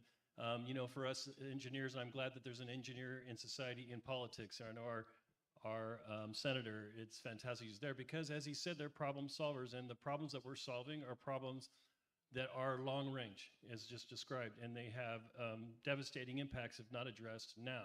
And so you're asking people to pay something into something now that would take care of something in the future. It's all, that's a sustainability, definition of sustainability. So when we see climate, we see an absolute threat. It's actually been drawn. We can see, we're seeing the effects of climate change in our weather system. As a hydrologist, you know, a professional hydrologist, I can tell you the climate in LA County has most definitely changed. We're heating up. We're seeing more intense rainstorms with fewer storms with more intensity. Same amount of water. This has a direct impact on the way we conserve water, how we can hold water, what looks like the future. So how do we do that? We are developing more and more tools, which is good news in our digital era, and the sharing of digital information. Again, this collaborative that I've formed up and working with the other agencies, we're not only sharing, like getting along, but we're like actually sharing the data with each other and developing models with machine learning as well as AI involved to help make better decisions about where things go. We've been talking for a long time about the burdens of not doing something. But also, what was just mentioned is like, what's the benefit of doing something? And then who ends up with those benefits becomes easier to describe once we have better models about what the future looks like. But let me be clear, and I think all the water people here know it already, we don't have time to be modeling and planning. We actually are in the crisis now. Just because we had some rain last year and the year before, let me tell you, we are just another series of drought cycle away, and it's coming. To be right back where we were at dead pool in our dams, and we were doing all these different crazy things. And we can't plan like that as human beings. That slow deterioration of our quality of life is being accelerated. It's being accelerated. So it goes back to, I've heard everyone saying, like visually, one of the things I've been working on is like data visualization, like visually explaining to constituent, to ratepayers, to elected officials, what good looks like and what good doesn't look like if we don't make the investments we're making now. So we've had better luck because of that, Charlie, but it's something that as the engineering community needs to do, we need to get better about communicating the risk that we cannot reduce. We cannot reduce. Certain risk will always be with us, and that self-sufficiency is another part of it, is like being honest as the engineering community, as the water industry, that we cannot solve all of the issues that are coming at us. But in fact, we need the community's support in solving those problems, strengthening their resilience, but also having them invest in resiliency. So this is, the huge challenge, and it cannot be done by one agency. And that again goes back to the need to collaborate at all levels of science and all levels of government to draw the right picture so that people will make that investment, including private sector. I love the fact that you bring Charlie, can I jump in there? Because I was going to say, I think the private sector could be very helpful in that regard. When you think of Los Angeles and the region, we're always known for being the innovators and the creators, and it's no different in the water industry. And I'm always, just incredibly motivated when I see companies and entrepreneurs that are trying to solve problems as well with new technologies or new innovative ideas. And that is growing and being fostered here throughout the region. So I think there's a tremendous opportunity to tap into that entrepreneurship and creativity that's here in the region. I love that point that you're raising, because I was kind of going to go there of, so far we're talking almost entirely upon public agency project development. We've not yet mentioned the famous private-public partnership, which we talk about a lot in some cases, not a lot of delivery, at least within California. Why is that? Is that helpful, or is it just something we're sort of bound up? Is that a bureaucracy issue? Why not more of that? But let me use the transportation industry as an example, because I think that's the one that I always refer to as probably the one that has the broadest regional impact that I see. And I think it goes back even to what you were asking earlier, like I wish we had one or two issues that we'd be advocating for. In the transportation sector, and I'm part of Mobility 21, and I know several in here are familiar with that organization, but when you have the public sector leaders in the same room with private sector leaders, with project management firms alike that care about that industry, it's easier to push forward on advocating for something. Next week, I'll be in Washington, D.C. with the transportation sector, and we have 3 priority items. Imagine that, 5 counties being able to come together. So I think it's an opportunity to do more, to be part of the engagement process of not only, what are the new ideas, but how can we work together so that we're helping advocate for each other. We go to Washington, D.C., and I love it that we go with a variety of industries, that we can walk into, you know, whoever we're meeting with, and we can say we represent water, transportation, education, small business. I think that's what elected officials can appreciate, hearing the holistic impact of their constituency or their locations where they're at. I was going to ask an entirely different question of Supervisor, but I have to go off of that because it reminds me then, San Bernardino County has Brightline. And got authorizations, got money, it's got right-of-way, and while it's not under construction, there's certainly a great deal of hope that that kind of project is going to be very successful, juxtaposed to a public project that loves to get criticized about its progress. Well, I actually went to the groundbreaking for the first station a couple weeks ago in Vegas. And so we did get a couple, $2-3 billion from the federal government for that. And I'm proud to announce that, you know, 3 or 4 years running, San Bernardino County has been the most innovative county in North America from NACO. And to brag one more time, for the first time in decades, I got more earmarks than LA County did for San Bernardino County this year. So we're firing in all cylinders right now. That seems like he's going to have to talk to his lobbyists now. Yeah. So, but yeah, we love the technology, we love the innovation, and what I think you heard from Lou and Alex is to be innovative, to be out in front.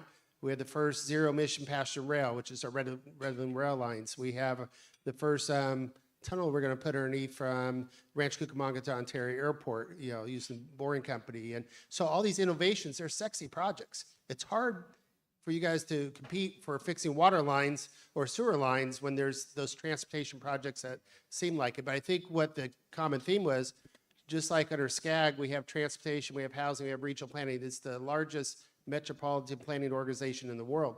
That comes with clout and weight when you go with your list of 2 or 3 things to the federal government and say, this is our priorities.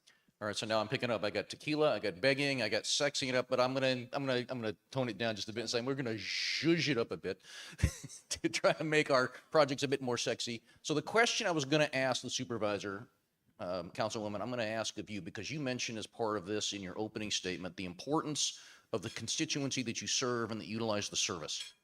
And so I'm going to draw upon a very real experience we had this week, where with Adon Ortega and the Metropolitan Water District, we took a full delegation, North, South, Central Valley, business, labor, social justice, water agencies, all sitting around the table, 15 meetings with legislators and or critical staff specifically to articulate why we thought capital investment in water systems were important within a potential climate resiliency bond.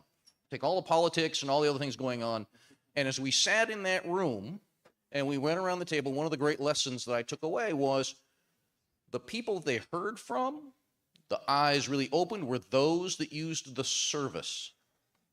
The businesses that could make the economic argument.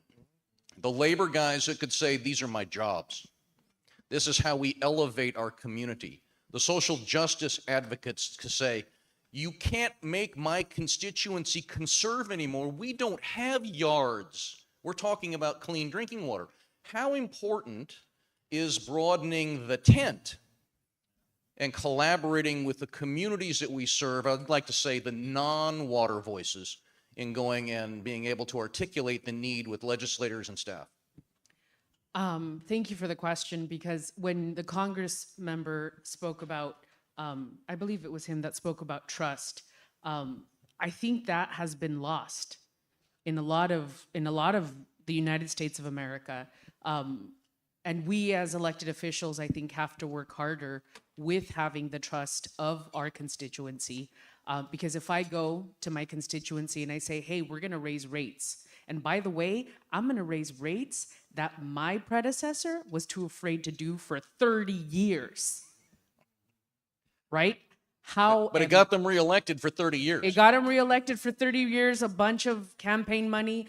But the reality is that we have a crumbling system. And I think, in San Diego, that goes without saying. LA, I can only imagine.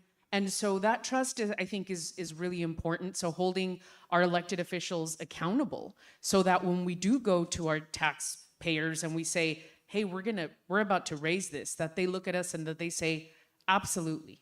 I see it. I obviously open the faucet and water comes out, and that you're not paying millions of dollars on a building that isn't utilized. Because they'll find money. I'm speaking about 101 Ash in the city of San Diego, where we paid $128 million on a building that isn't even used at this date. How can we go to I voted no, by the way, but how can we go to our taxpayers and tell them, hey, we're gonna spend your money right. We're gonna put your money in infrastructure. And I will say, we in my region in Otay Mesa, we have one of the most advanced, enhanced infrastructure financing districts. I happen to chair. It basically means that the tax increment in Otay Mesa stays in Otay Mesa. It doesn't go to the city of San Diego. And we had Measure O a few years ago that won by, I think, over 65%. So we did have the trust of our constituency. And so now what we're having is we've built the infrastructure with the streets and the parks, but now we have developers coming to us saying, hey, Vivian, that 5,000 unit project that we want to build, that's not going to be able to get done unless we have the EIFD give some money for the not so sexy, as people say, right? Not so sexy infrastructure. So I think trust is the key. I mean, to be honest, I think trust is absolutely the key, unless you're some fantastic campaigner that will just, flip it around and figure it out. But we need trusted messengers. And I think those are, sorry to say, but those are becoming really few and far in between, because people are not seeing the fruit of their hard-earned money that they put into the government come back to them. And that's what we need to start, in the infrastructure for the cities, the streets, the sidewalks, the lights, even just fixing a city light. Those are the types of things before we go to our constituency and talk about rates being raised. Right. We need to, bring home the bacon, as they say. Well, Mark, this kind of comes back to you again on Measure W and what you were able to accomplish in LA County on stormwater. Very rare that you're going to get a property tax increase to be able to fund projected need. And then the structure that you laid out there. So the secret then in getting that passed was you had a pretty broad coalition of folks that were able to speak to, and not just decision makers at the Board of Supervisors, but really the electorate in LA County. So how does because I'm very sensitive to this as well after having, again, done our Sacramento trip, water agencies don't elect anybody. The folks that have to make the decision, right, are self-taxing and are expecting things to be delivered. So I guess the question, having then passed the tax, having great plans and sort of projecting out the need, you've got a very elaborate process, but how important then is it to deliver on projects so the public sees, to the senator's admonition, the public sees, I'm getting something from my money. I'm not just being asked for more and seeing the problem either continue or exacerbate. I mean, I think we're all saying the same thing. Trust not only within ourselves, but trust with the business sector, the average citizen. I think one of the issues for our agency, because there are so many of our agencies, talking about the water sector now, is that when one agency fails, it brings the whole sector down. And so there's this investment in all of us that will help with that. So that's one thing I wanted to touch on is we don't just shine up our district. If we just shine up our district, we still can fail because the neighboring district is failing. And the neighboring district will get the news. And then that whole narrative will be just, water districts are a problem. And I'm not paying them water, and Metropolitan has worked on this very closely with us. Metropolitan Messages, they put out a message of there's a problem, everybody listens. But it only takes one small water agency serving brown water loaded with magnesium to cause absolute distrust. So those of us that are maybe more equipped and more able to succeed, we have to look to share and to collaborate across not only across these districts and lift them all. Counties know this because what happens, counties know that where do the failing districts go? They go to the county. This is why I'm the third largest water district in LA County, because of failing water districts get turned over to us. So We believe in the investment up front rather than just pragmatically. We don't want to become the largest water district in the, so pragmatically, we are like investing and want the other larger agencies and also their constituents and businesses to invest across all of LA County on those priorities. But and that is all to preserve trust. That's all to preserve trust, because without trust, you can't do any big project whatsoever. It took me 7 years to convince. I happen to also be the chief of Los Angeles County Flood Control District. We own 14 major dams. Those dams produce 1/3 of the drinking water supply for LA County every year. The reservoirs have to be cleaned. It's part of the maintenance regime. We had a reservoir that filled up with sediment after one of the most major fires we ever had. We went to go clean the reservoir. We were told absolutely no. What was the problem in general terms? We don't trust you. It's been 30 years and now you're doing it. It took 7 years and a lot of sleepless nights for me as the chief of the flood control district, worrying that we were going to have another event because we were going to lose control of our valves. And we were even showing people, you're going to die. There's going to be roads destroyed. The highways are going to be destroyed. And despite that, because of the lack of trust, I could not move 1 grain of sand. It took 7 years to build the trust, and another 3 to clear the reservoir. We're cleared. It's Devil's Gate Dam, everybody. You're wondering, Pasadena. So it's trust is a basic theme, I would say. It's why our agency's vision is to be the most trusted public agency in the region. We know without that trust, we cannot do big things for people who are in need. Well, this may be the perfect way. We're 5 minutes out. So for the close, I'm going to start Ron on this issue of trust, because you're right. It takes years to build it, a nanosecond for it to evaporate, and to have to then be rebuilt. So how do you see the lesson for the water community? I think leadership is very important, and I think that, again, looking back on the events that affected LA, DWP, MWD, the leaders there had, certainly acknowledged that, that there needed to be something done. And in fact, I visited last year, MWD was installing some huge pipelines in the Riverside County area in order to ensure that if there was a large earthquake on the San Jacinto Fault, that these pipelines would not rupture and that there would be continuation of water. And I think the fact that, leaders like Marty Adams and others who have gone through these sorts of events, I think have really demonstrated that they're looking forward. They acknowledge that that these are serious risks, but they're doing something about it to ensure serviceability, after these sort of events. And I think that's very important. Supervisor, again, having lived in the hyper-partisan and now back in the local government and in between, building community trust. Well, I think it's important, especially utilize your electeds too. Utilize your electeds. They're the ones who have the most contact for constituency, to get them on board the vision. And I think vision's very important. If you're selling redundancy, if you're selling expansion, not only do you need to get the electeds on board to hopefully support and some resources, but when you're building those coalitions to go in with you, as you hear, that's much more successful than going in on your own. When that's other agencies or other parts that you work with, your partners are your construction folks, your residents, those type of things, to bring them all in. But bring them all together for one common vision, 1 or 2 simple messages when you're going up to either the state or the federal government to say, hey, we want your help on this. We want to be a partner with you on this. This is our ask. Here's our partners that we did. Do your work here before you go there, basically. Councilwoman, how about you? Instilling trust, what do you look for before you'll stand up and really dig in for a constituency on some infrastructure? Well, as I stated, my constituency, they're my bosses. So it's really showing up and being there.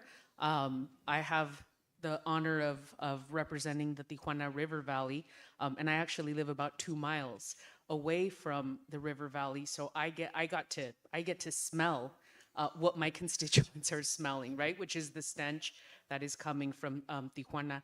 I also have the honor of representing the community of Southcrest that was flooded, but from the January 22nd floods, people completely displaced from their homes because of, in my opinion, a lack of infrastructure, lack of stormwater infrastructure by the city of San Diego. So just really standing by them and showing up in those very difficult times and pulling out wet clothes from their homes, and just really honestly just being there with them. All right, Mr. Pastrella, since we know you don't sleep since you took this job, instilling trust, how do you look to help your board of supervisors and the rest of the region you're trying to collaborate with instill trust? Well, I heard it from the elected officials, and it's so true. We have a saying in the House, we need a champion. You can't be done at the leadership absolutely matters at the level that I'm at, but of course our elected officials are the representatives of the community, and so working very closely with each elected official. I have 5 board members, as you know, 5 women. People say, how do you do that? I said, I love them all just differently. And they all have unique and dynamic constituencies that all have common and unique needs. So what we do is we get to know what those needs are. I do that by data. I collect a lot of data and bring it to the supervisors, showing them what I know about the infrastructure, what the needs are in community. We even take service requests from community and understand which communities within their districts and what they're asking for. And we have our top 4, and then I help them build an infrastructure agenda that they are happy to champion.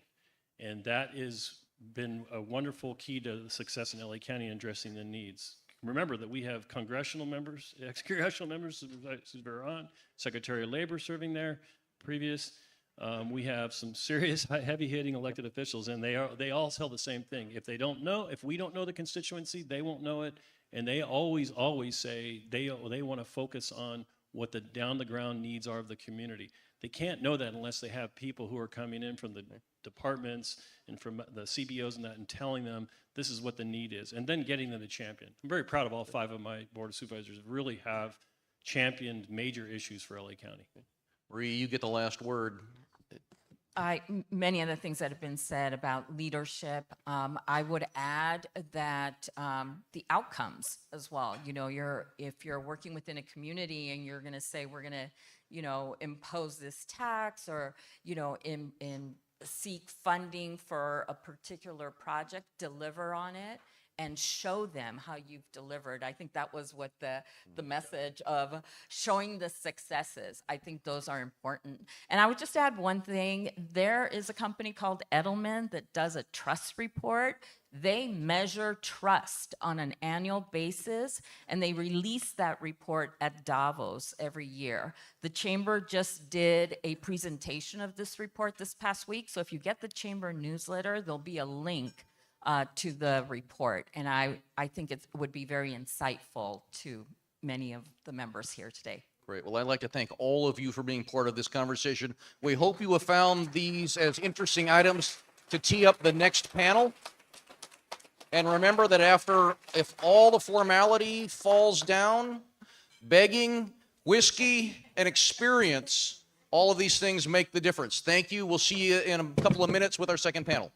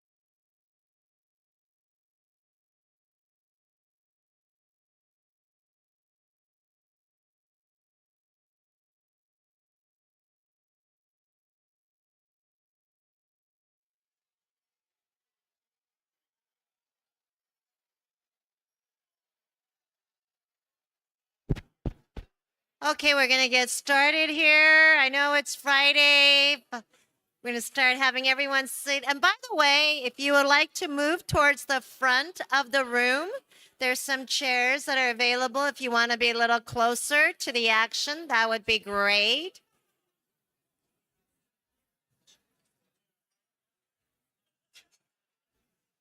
We've got another amazing panel that's coming up with leaders who you know from the water industry. You don't want to miss this panel. You don't want to miss Supervisor Foley, who's going to open us up.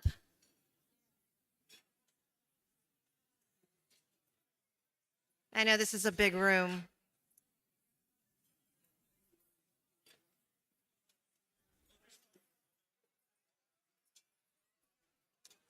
We're going to start here in 1 minute.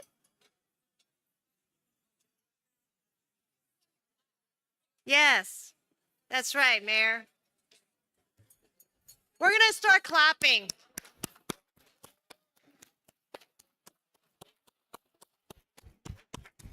Adele's clapping with me. The mayor, everyone. If I can have everybody take seats. Thank you so much for understanding. By the way, this is being recorded and it is being live streamed. Let everybody in the hallway know that we've got media. If they want to be on the media, come into the room.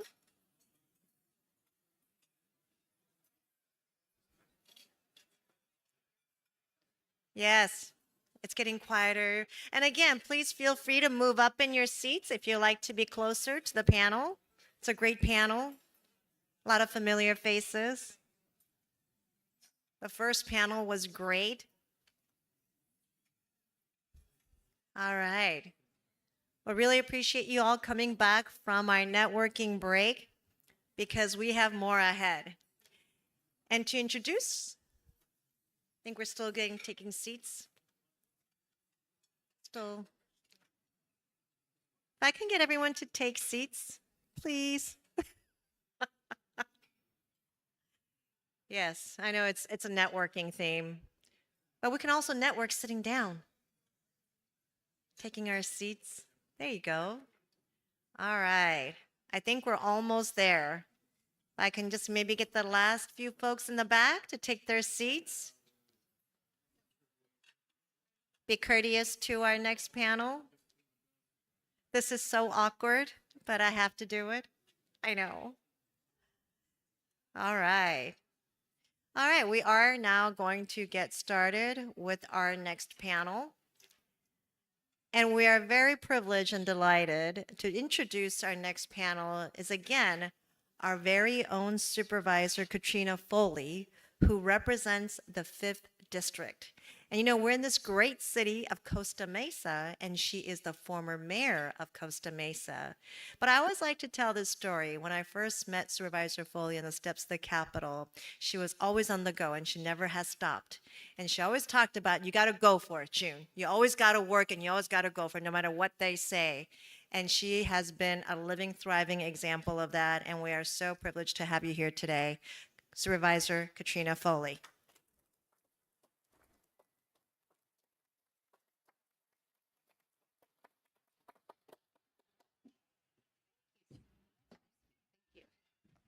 Good afternoon, everyone. I'm Katrina Foley, County Supervisor, representing our fabulous 5th District. The 5th District does cover Costa Mesa right here where I live, all the way to San Clemente, which I was in attendance at a roundtable about the coastal rail resiliency this morning. So the 5th District has a whole variety of issues that all center around water in one way or another.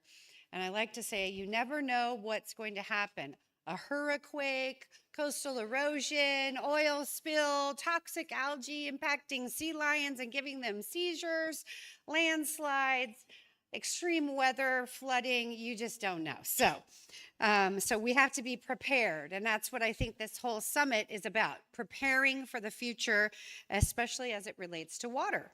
So we are now going to introduce the next panel up, which is Navigating New Waters, Advocating for Water Resiliency in an Evolving Political Landscape.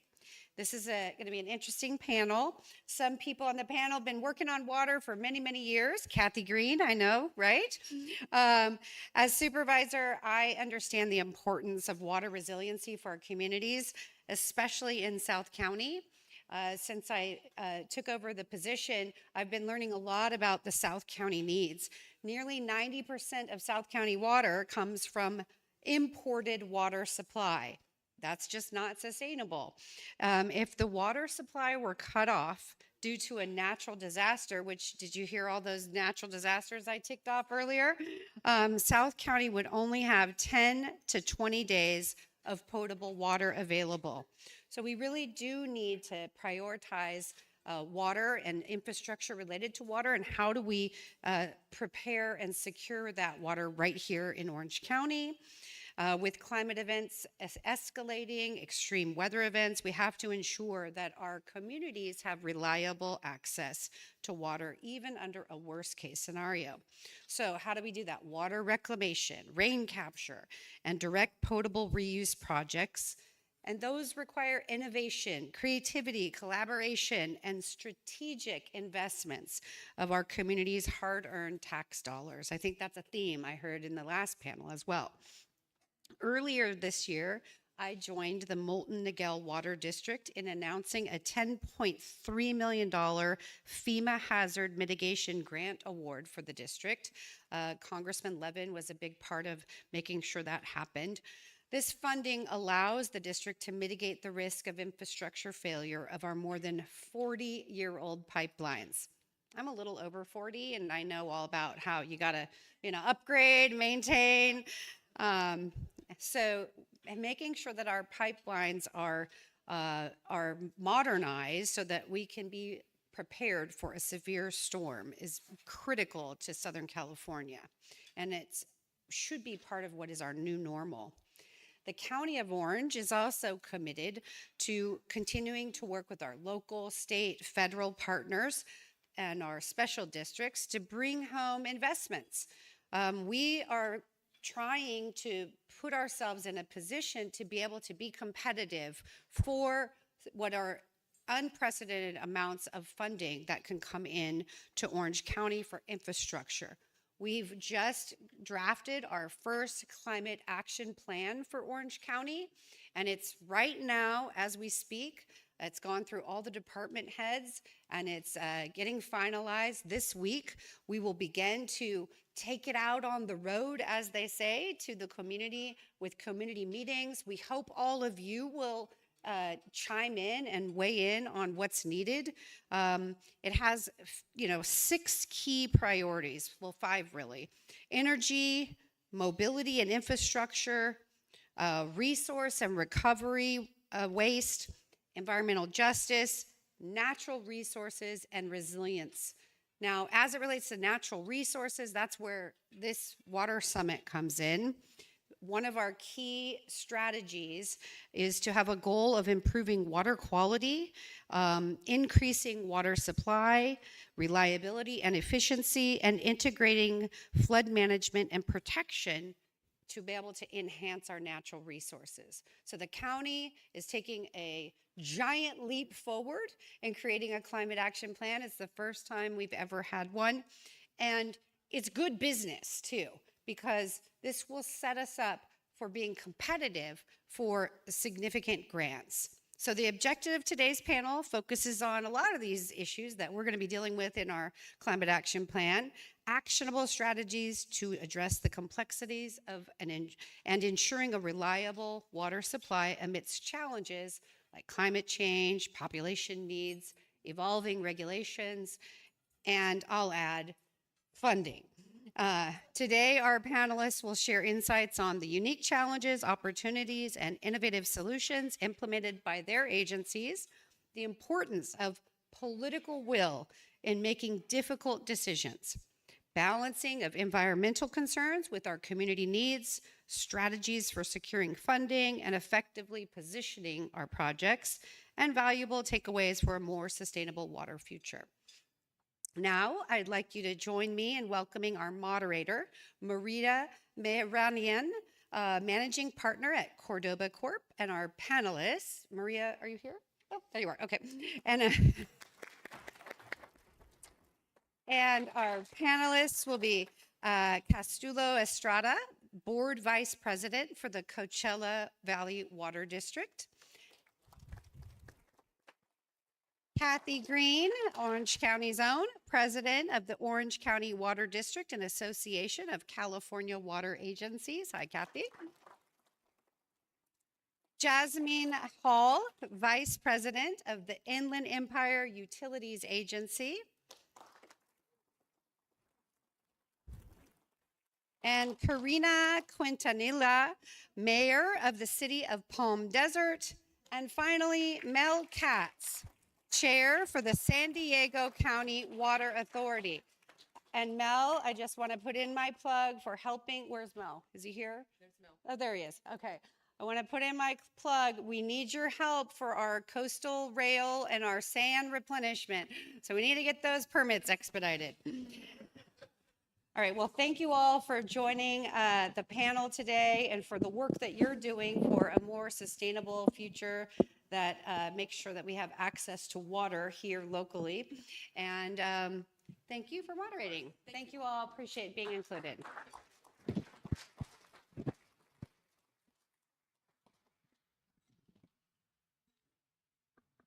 Hello. So the first panel talked a lot about the water and whiskey and drinking and fighting, but my favorite one is different. President Kennedy says, the people who are going to solve the issue of water require two Nobel Prizes, one for science and one for politics. And today we had both the politicians and the people who are going to deal with the science of water. So we see who wins the Nobel Prize. Well, bringing together this panel was very, very important. It is very carefully chosen, selected individuals that are going to come from different watersheds with different issues, different infrastructures, different problems, and this gives an opportunity for us to come to share not only our resources and knowledge and experiences, but also the joint political will to get something done.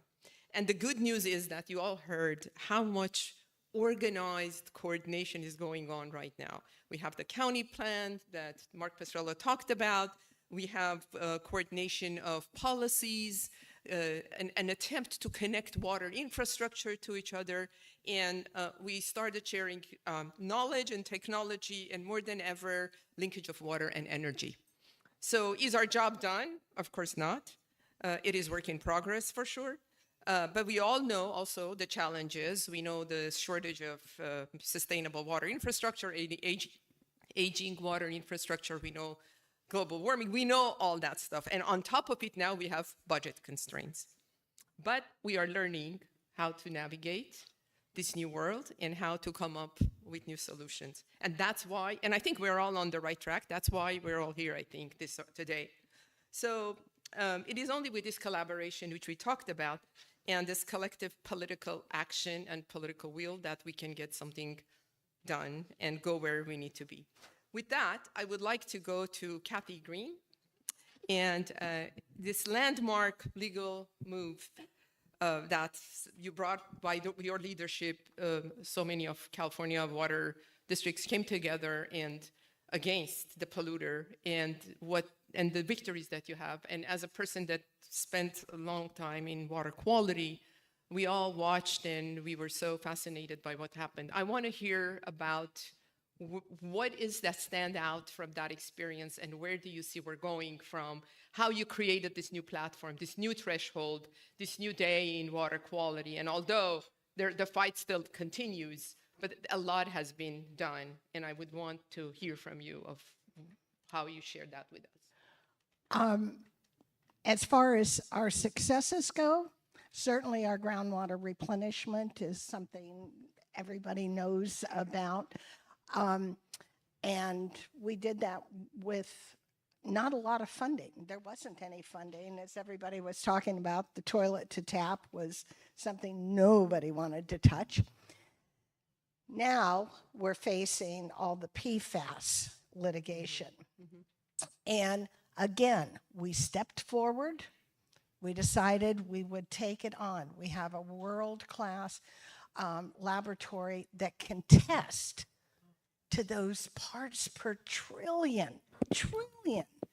And the price tag is going to be $1.8 billion. Wow. Good gracious, it just boggles my mind. There really isn't that much funding, but we have, as you said, sued the polluters, the people actually responsible, and they've moved into settlement. So really the payments will be pennies on a dollar.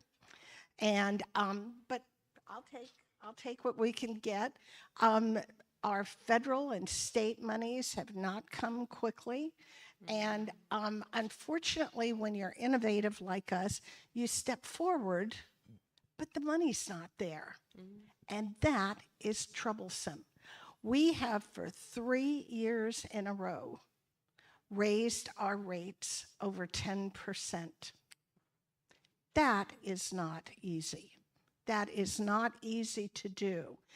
But our producers, the people who pump out, said, no, this is important.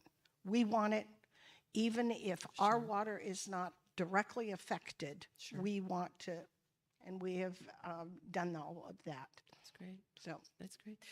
Any thoughts you have on private sector playing a role, or the polluters themselves? I mean, we have examples of Santa Susana, Boeing, the contamination that they had, and how they kind of started to go beyond what they needed to do, although the process still is a long way, but I know you know that too. Yes. Okay, as a former mayor of Huntington Beach, where Boeing was, yes, they did step forward, though. I will say that. We've also had other contamination, and reached out and said, we need you to clean up the contamination. It is not fair that the innocent ratepayers have to do this. And essentially they said, sue us. So we did. Thank you. But that's not really the way that is a good way of solving these problems. Sure. As you said, if we could all get together and say, even they could say, we didn't know, whether they knew or not. I don't care, but step forward and say, we will help clean up. We will do this on our own. We could have started solving this problem years ago. Thank you. Thank you very much. Can I Katz, I'm going to go to you because Can I interrupt was- one sure. quick second? I had received a text that on live stream they can't hear very well. So if we can be sure to keep the mic up. Oh, So yeah. just to, as She was? moving Okay. around. So just Okay. we want to be sure that what we're sharing gets Sure. across. So I didn't mean to interrupt. Sure. Mel Katz, I always admired your work in trying to create local sources. I know that desal and wastewater recycling has been on your agenda, and I wanted to hear about the consensus building process on desal, since I know that it was not controversial at all. Yes. So we have a great desal plant in Carlsbad, California, that gives us 50,000 acre feet of water. Probably one of the largest in California, and probably one of the largest that will ever get built in California in the future. And we have plenty of water that comes from it, but you're right, it wasn't without controversy, and a lot of meetings and a lot of cooperation of all different stakeholders to get something like that done. And we heard about it at the last panel, that if you really want to do something, it takes getting together, meeting with the right people and trying to get something like that done. And it was a perfect example of a public-private partnership also. Of course, yeah. Would you just elaborate a little bit on that side of public-private partnership? Because I think we don't have enough examples of that in our state. And it's something that is the future, and we have to move and promote towards that. Yeah. No, it's really important, and it's, you know, when you look at our desal plant, it was a great deal. It was a great deal for our region and guaranteeing us water and diversifying the amounts of water that we get. But we couldn't do it if we didn't have Poseidon at the time, who would guarantee the running of it and the risk-taking of it. So we came in with money, they came in with money, but then they guarantee the running of it and some of the risk-taking. It's really a great model. Just it is not easy to bring the private sector on, to be a partner and to stay on. And I admire for the work that you've done for bringing them on. Yep. And we're working on another one for a large dam that we have for San Vicente for pumped hydro storage. And we're doing it the same way. We've raised the limits that the water can be, but then to get pumped hydro storage in there, we're going to need partners. And we've brought on a public-private sector company to be our partner in it. Well, that's great. That's great. Thank you. Castulo, I just wanted you to talk about the disadvantaged community infrastructure force that brought together securing water and sewer in thousands of residents of Coachella Valley, and share that experience. That is kind of one of the themes of today about the whole idea of collective will and political will and collective action. Sure, thank you. I want to thank everybody for the invitation. It's an honor for me to be here. But it's a long story. I'll try to be brief. The Coachella Valley Water District was formed over 100 years ago, back in 1918. And during that time, the valley was primarily agriculture. There was nothing else other than agriculture, and half of the valley was agriculture, half of the valley was desert. And over the years, the side of the valley that was primarily desert wasn't being farmed, started to incorporate into cities over the last, call it 80 years or so. And while the one side of the valley developed, the side that's agriculture kind of stayed the same, kind of looks the same today. And so as a result, you have a lot of the communities that established themselves in this part of the valley. There's no traditional housing there because there isn't infrastructure. There's a lack of water infrastructure, sewer infrastructure. And so the communities that developed there were in the form of trailer parks. They call it Polanco parks. And so these communities had to rely on their own septic tanks. They had to rely on their own private wells to provide that service. The wells that they're drilling are pulling water from the area of the aquifer that has naturally occurring arsenic, it has naturally occurring chromium, and so it's become a big problem. And so over the last 10 years or so, we've been trying to figure out how to expand our infrastructure, trying to help the state kind of meet their policy that they call the human right to water. And so we've partnered up with them. We've partnered up with other folks like the county. At the beginning, it was kind of challenging. Nobody really wanted to take on the problem. It's not a new problem. It's something that's existed for decades. But no one's really wanted to tackle it. I think when I got on at the district, I've been at the district for 10 years now. I ran for office when I was 26. And I ran for office with that kind of as being my primary goal, was trying to bring more attention to the East Valley.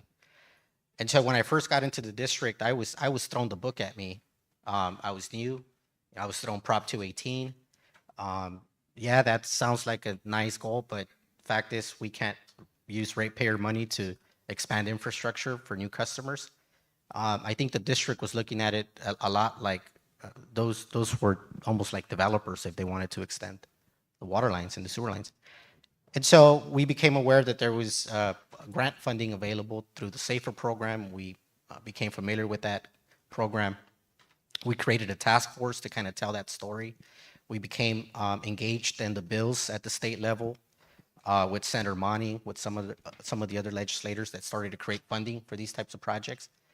And we've been able to secure about $100 million. We created master plans for both water and sewer. We identified about 42 projects on the water side to consolidate over 100 small water systems. We identified about 30 projects to consolidate those same systems with sewer. And so that's taken a lot of work. I think we've made a lot of progress. And I think it was all possible because of the collaboration that we've been able to put together. Thank you. What is next for you in that sense? What's next? What is next to continue those efforts? Well, I think what's next is identifying more funding. So when we penciled out the cost of what it would take to implement all of the projects identified in the water master plan, all of the projects in the sewer master plan, back in 2018, those were 2018 dollars, we calculated that that would take about 200 million. And so I think the fact that we have a plan in place, it's very easy to use that as a roadmap. And so you continue to, you take out a few projects, you go to the next project. And so I think part of what the last panel said is, one of the things that you have to be able to do, whether it's in water or transportation or whatever it is, it's important for you to put a plan together. And then when you have a plan together, I think you're able to say or point to a project and say, hey, look, if you give me the money, I'm going to do these projects, and this is the benefit that it's going to create.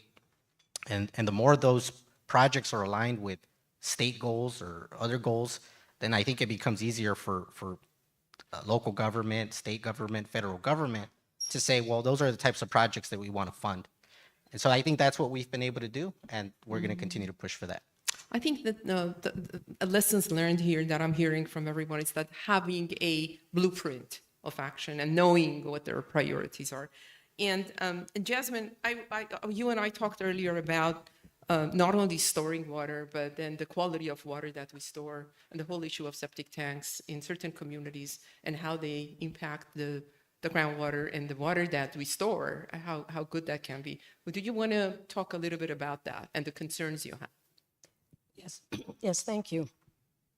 I've been on IEUA board for the past 10 years, and I heard one speaker mention that I'm not on the board as a fighter, I'm on the board as a worker. And meeting with the constituents in my community, some of the housing areas that are using septic systems, there's a need for us to consider septic conversions.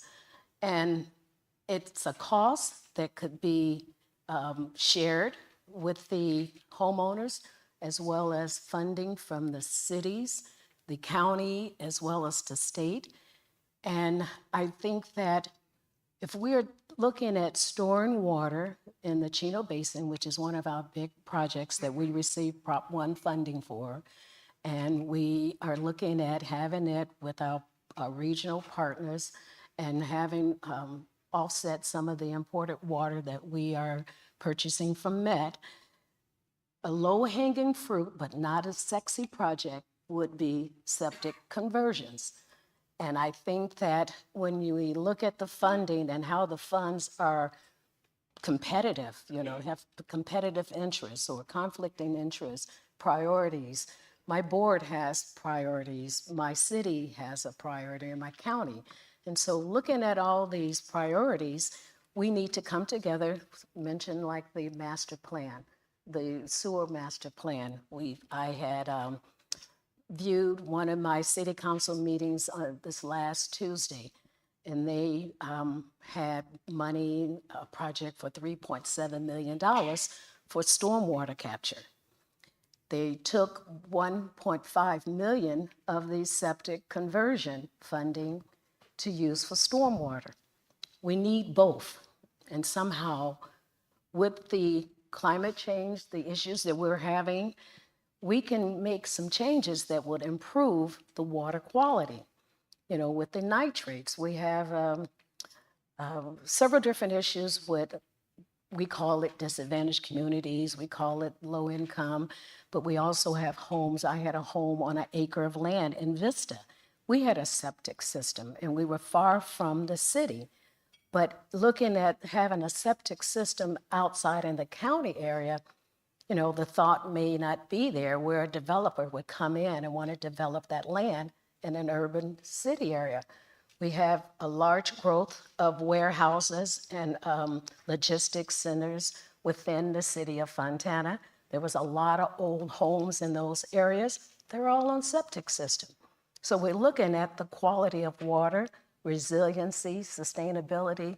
I think we need to put some emphasis and some actions and some funding behind making these changes for these residents. Thank you. Thank you. I want to go to the mayor and ask a question on access and equity. And of course, access and equity deals with infrastructure, deals with water supply, water quality, and all of them. And I will let you shed some light on this. Thank you. I think it's what everyone has been saying overlaps. Just because you have the access to water doesn't mean it's access to safe and clean drinking water. When the Colorado River allotments came through, tribal communities were excluded. So there is no equity. They may have the access, but how much later was their infrastructure built? Can these tribal communities afford their own infrastructure? And when disasters happen or there's access to wells, but the water isn't clean, people just say, oh, well, they can buy bottled water. But now we're looking at the double cost. The cost of the water itself and the environmental cost. We are enabling the polluters to cause further damage when we're not taking responsibility for the infrastructure. One department does the infrastructure. On the side of the city councils and elected officials, we have to make decisions. And for me, the way I approach it is cause and effect. One partnership that we had with the water district was for turf rebates. Get rid of some grass and we'll help you out with your bill. We want native landscape. The American dream was the white picket fence with grass in the front yard for your 2.5 kids and your little dog. We have to shift what that is. The American dream should be we can afford water. We can afford safe, clean drinking water. That needs to be the American dream. When we did the turf rebate, we were able to get $172,000. Maybe did I miss some commas in there? We were able to get 297 residential homes and 63 commercial homes or commercial businesses, and that was the equivalent of 883,000 square feet of turf that were removed and saved 51,681,000 gallons of water because we put in some natural landscape. We also make sure that with our developers, we say, here is the native plant palette. It is still beautiful, and we will work with you to let you know which ones bloom year-round, which ones bloom in different seasons, so it won't look drab and still attractive to people that are coming to you. Another consideration of cause and effect is, do you want to put in artificial turf? Well, artificial turf in a place that gets a lot of days that are above 120 degrees isn't going to put up as well as it does in lovely counties where you don't have that heat. Then we're looking again, it's not biodegradable. It is not safe in parks where you're getting people that are playing because it doesn't have the right cushion to prevent concussions. Everything is cause and effect, and as leaders, we have to make the decisions that are benefiting our residents, not just right now, not our ratepayers right now, not our partners right now, but 50 years from now, where our kids, grandkids, and those that come after us, they are the ones that are going to pay the price. Our rate increases right now are monetary, but their health and their safety are the true cost. Thank you. Mel, I want to go back to you. There is this notion that the water funding is harder to come by compared to transportation. I do think that it requires some more research because I think that I watched when the big water bond came down for $11 billion.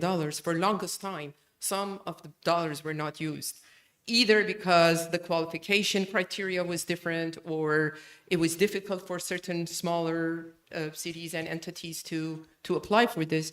Do you agree that funding for water is harder than funding for, let's say, transportation? I don't know if it's harder than other items like transportation. I think the big deal is that there's money out there for new projects and not for maintaining the infrastructure that we currently have, which is a real problem. And you've heard about other people talk about it. You know, in San Diego right now, we have something called Musa Canyon that we need $97 million to keep deferred maintenance done on this on these pipelines. If we don't get that money, we have to go to the ratepayers for that money. If we don't do those repairs, we could have a major flooding catastrophe under a major highway, which is Highway 15. Yet you don't have that kind of interest when you talk to the people in Washington or Sacramento. They would much rather talk about new projects that you're going after. That's very true. I think most of the projects that I know, specifically in LA County, they lack from the Prop O. There's no O&M money, and all these facilities are having problems right now. Were you going to add something, Kathy, on that? No, I'm agreeing. Yeah. Yes. So, but again, I would like to do a little bit more research on this to see, are we doing the right kind of applications? Are we really able to maximize the dollars that are there for the water projects? And I agree with you that we always have a new project that we want to fund. So what about the existing infrastructure that we have? Kathy, I wanted to go back to you on being such a trailblazer in so many ways, that also the toilet to tap, and how you guys the campaign was so different and so successful versus what was tried in other places. Thinking about that, are you, first, if you want to talk about the O&M, and do you see a model that you can share on the kind of campaign that you did at the time? And are there new phases of that you would want to suggest to other districts? Well, three things. One, it took us over 10 years to get to where we were. Remember, San Diego and LA said, never mind. They didn't like, and we decided this was so important to us. This was so important for water supply that we had to keep going. But we also realized that if we were going to keep going, we were going to have to collaborate with the many partners that we had on that. We had to go to environmentalists. We had to go to our public health people, to our medical people, to our constituents. And, in the beginning, it was not an easy sell. But as people started seeing, and we talked about it, and we showed them, and everybody decided, this does make sense for us. And why should we send all that water out to the ocean rather than use it ourselves? And I kept saying, don't you realize that from the beginning of time, we have only had a finite amount of water? So you've been recycling all this time, whether you knew it or not. But we'll make it really, really safe. Really, really a good, reliable source of water. So by the time we went for permitting, there was not one person who spoke against the project. Not one. I mean, boy, that's a long way. But remember, when we did this, there wasn't the funding sources. There were some, Met gave us some people, but very little. But in spite of that, we decided it was so important that we share all of our information. People from all over the world come to OCWD. We show them how to get GWRS up and running. And we will continue to do this. I mean, we're all true believers. And in fact, I usually tell this story. Singapore came and they were interested. They went back and they got online before we did. Took all of our information, everything, and got online. But they had, their president was such a solid believer.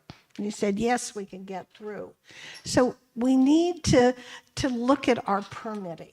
We need to look at our funding. We need to look at the will to go forward on this. Right now, by the way, we are the largest GWRS system in the world.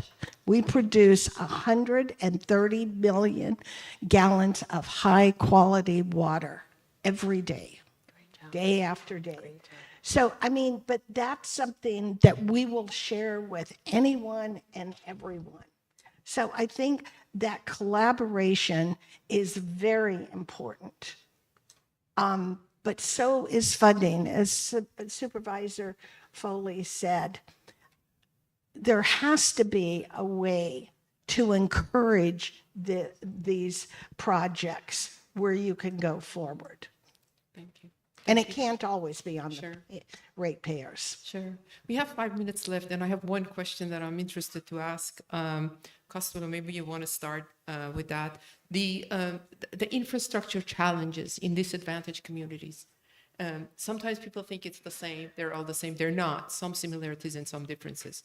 Do you want to highlight that? What kind of infrastructure challenges are you experiencing in order to advance your policies that to continue? Yeah, so I think this ties into the question that you asked about whether there's enough funding on the water side. And I agree that a lot of the funding is for new projects. And I also think that there's a greater need than the amount of funding that currently exists. There's a program out there called the SAFER program, and there's money in there, hundreds of millions of dollars. And there's a list that the state has put together called the human right to water list, and these are systems that are already failing right now. They're in violation. And then there's a list that they call at-risk systems, and these are systems that look like they're going to fail pretty soon. And there's not enough money to take care of those systems. And at the same time, the state of California is enacting new regulations that only makes the need even bigger without identifying new funding sources.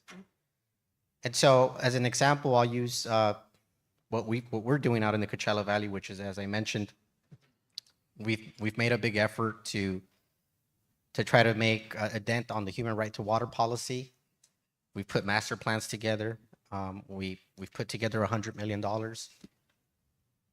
And we are going to be the largest region in the state of California that's going to be impacted by this chromium-6 regulation. We really don't have a PFAS issue in the Coachella Valley, but we have a huge chromium-6 issue. And there's no money identified for that. We have 100 wells. There's 5 water agencies in the Coachella Valley. Most of them are going to be impacted by this MCL. Coachella Valley Water District is by far the largest. We have 100 wells.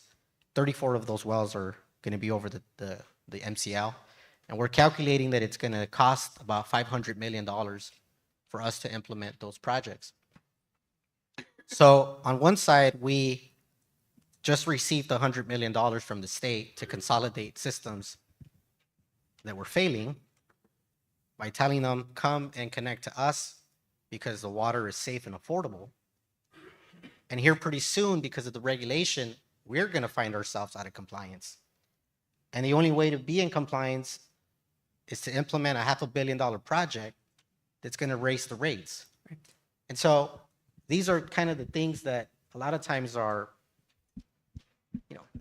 it's policy that goes backwards. Conflicting. Sometimes. Yeah, it's conflicting. Sure. And so that's one of the issues that we have. Thank you. Yeah. One question, Mary, Measure W has an element of educational for communities, water educational funds.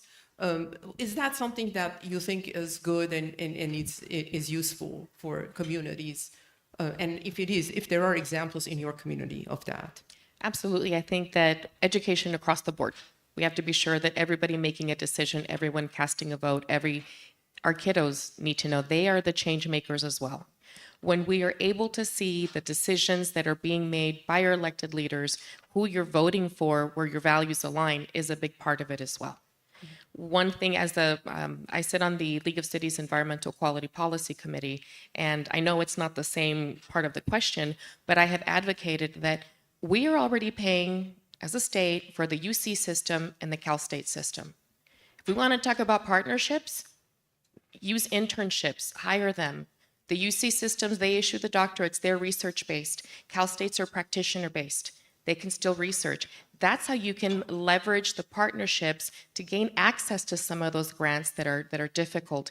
When we have rural communities and we're telling everyone, get a job in STEM, get a job in STEM, and then there are a few engineering jobs and they're told, you don't have enough experience. We're creating a catch-22 where we are telling our individuals to pursue these degrees and these opportunities, but then we don't have a pipeline for them. That's part of where we need to look across the board. And as someone who grew up in a rural community like that, where I would hear the expression, se fue el agua, the water is gone, and we would have to go pump it from the well. I have those personal experiences, and we need to understand how it's up to all of us. Again, it's cause and effect. Sure. Thank you. And my last question from Jasmine, you talked about this issue of septic tanks and water contamination and all that. Do you think that different kind of water quality thresholds, besides the funding, is something that could be looked at and analyzed and revised in this situation? I would say yes. We have over 21,800 septic systems in IEUA. We have a big project, Chino Basin project, where we're wanting to store water. And the biggest problem is going to be the water quality, I think. And just having this thought there that we will have more recycled water too, quality water that we're using 100% right now, and we're sending water down to Orange County. We can have that recycled water within our region to use it within the area. So it's going to take this collaborative effort. It's going to take the cities to work with the counties and work with us as board members. You know, we all have different priorities, but I think if we just come together and look at these low-hanging fruits, there are opportunities to make sure that the water quality is better for the future generation. I mean, that's the key: reliability, sustainability, having supply sources, and reducing the cost of imported water that we're taking in. So, yes, there's many options that we can look at and have be more effective. Revised. Yes. Sure. Thank you. I wanted to thank our esteemed members of this panel. And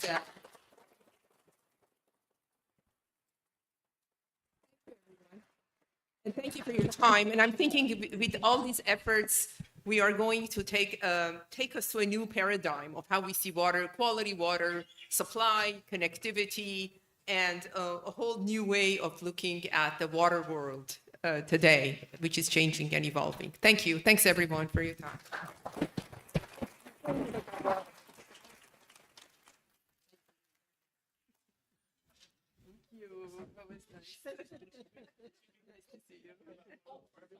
Sure.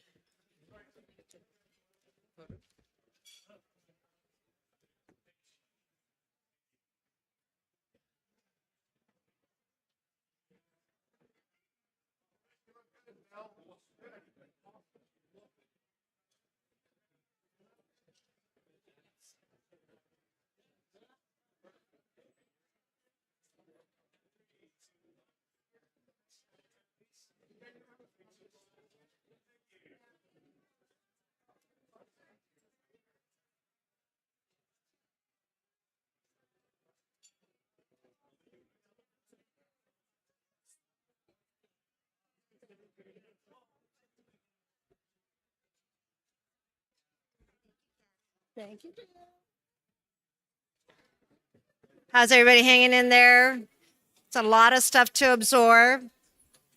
And we've got some really good wrap-up comments that are coming up, so I would encourage you all to stay. But right now, you know, we always talk about the importance of partnership, public-private partnership. And sometimes we don't always work with our private water agencies. And again, the spirit of networking, we need to work with our private partners. And that's why we are so happy to have the private sector represented at today's summit. I know it's hard to because everyone's excited. So right now, I'd like to invite up to the stage Ed Jackson. He is the president of the California Water Association, which is the association of all private investor-owned utility water agency, and he's also with Liberty Utilities.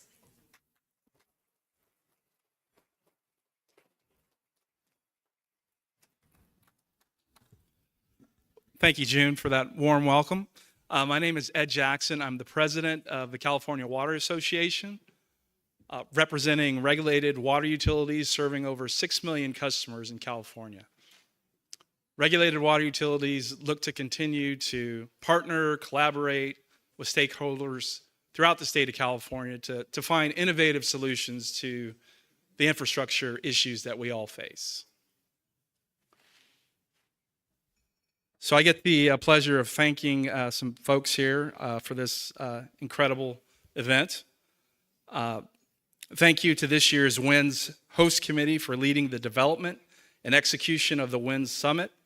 Your leadership and guidance have been invaluable in bringing us together as a region and enriching our programming. Your collaboration provided resources and expertise for meaningful, forward-looking discussions.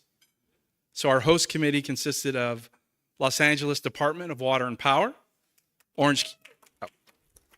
So I'm going to read them all. There's quite a few, and then we can give them a round of applause. So again, LADWP, Orange County Water District, Metropolitan Water District of Southern California, Molten Miguel Water District, San Diego County Water Authority, Brownstein, Brownstein, thank you for that correction, Building Industry Association of Southern California, Coachella Valley Water District, Cordoba Corporation, Inland Empire Economic Partnership, Inland Empire Utilities Agency, and lastly, Los Angeles Area Chamber of Commerce.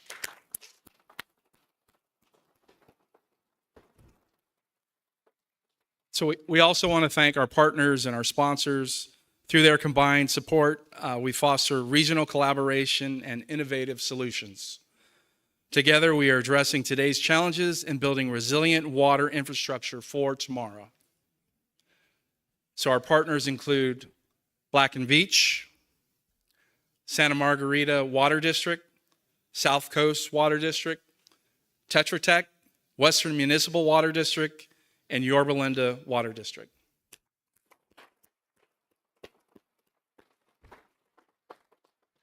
And lastly, our supporters include Arcadis, Carollo, California Water Association, Dudick, El Toro Water District, Fable Public Affairs, law firm Frost Brown Todd. Thank you. Fable Public Affairs. Bobble. Thank you again, Public Affairs. Las Virgenes Municipal Water District, Mesa Water, the Municipal Water District of Orange County, San Bernardino Valley Municipal Water District, and lastly, the Southern California Water Coalition. And again, California Water Association greatly appreciates the opportunity to participate here in today's outstanding event. Thank you.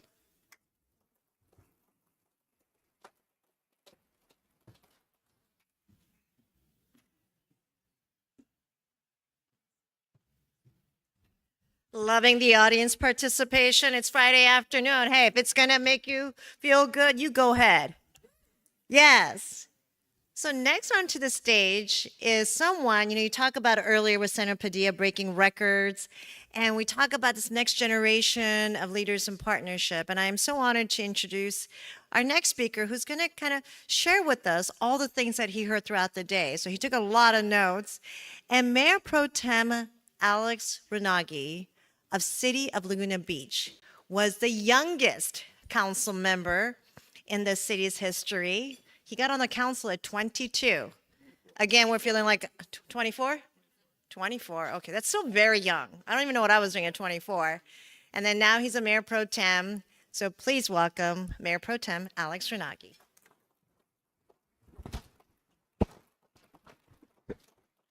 Thank you so much, June. So my name is Alex Renagi, and as June said, I'm the Mayor Pro Tem of the City of Laguna Beach, but also the Vice President of the Laguna Beach County Water District. So in 2022, when I was running for office, I talked about a lot of different issues that are at the top of my constituents' minds: housing, fire prevention, traffic, pickleball, which we could have a whole panel discussion on if we wanted to. I didn't get a single question on water from one of my constituents when I was running, but what's interesting is that if we don't have water reliability in the future and there's an issue where people can't turn on the faucet and get water, we're gonna have a lot bigger problems than if people can't play pickleball close to them because of the noise issues associated with that. And Laguna is unique in that we have our city council is also the board of directors for our Laguna Beach County Water District. So when I took office, I really felt like not understanding the complexities of water would is just something that you have to do when you're in this role, and given the stakes. So June asked me to summarize some of the key points, and I want to keep it very short. So I have really 3 key points that I think I've gotten from the other speakers. Number one, this is something that almost every speaker mentioned, is the need for more than ever, the need for water reliability and resiliency in the face of climate change. I think the last 100 years of water will be a lot different than the next 100 years of water. And as Supervisor Foley mentioned, in South Orange County, 90% of our water is imported, and that's not really a place that we want to be going forward. But what's really striking about water is it's not just about problems that could happen in the future with water, but the fact that 1 million Californians don't have access to safe drinking water is in many ways just unacceptable when we're the richest state in the nation. So I think there's so much work to be done. But what's exciting is my second point, which is that Southern California is really a hub of innovation.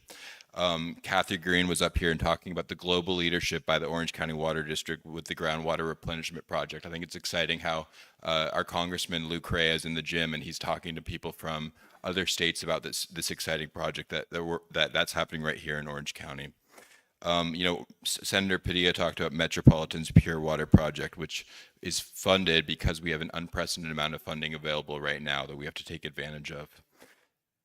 Again, I'm talking about Senator Padilla. His quote was, "We should battle for ideas instead of the acre feet of water." And I really like that idea, but I like the fact that we have a lot of ideas right here in Southern California. The final point that I want to make is the need for leadership and collaboration at the regional level. Going back to the quote that several people have mentioned, but Congressman Correa said it first: whiskey is for drinking and water is for fighting. I heard today that water rates have increased 3 times the rate of inflation. Our constituents are willing to bear more cost increases because that's what's going to be needed to make the proper investments. But what they don't have patience for is petty games and for fighting for the sake of fighting instead of fighting for a reliable water future where everyone's working together at the regional level. And I think what we heard today was that there is progress on that. LA County talked about how they created at the county level a water infrastructure plan that would prioritize projects to help meet the regional needs.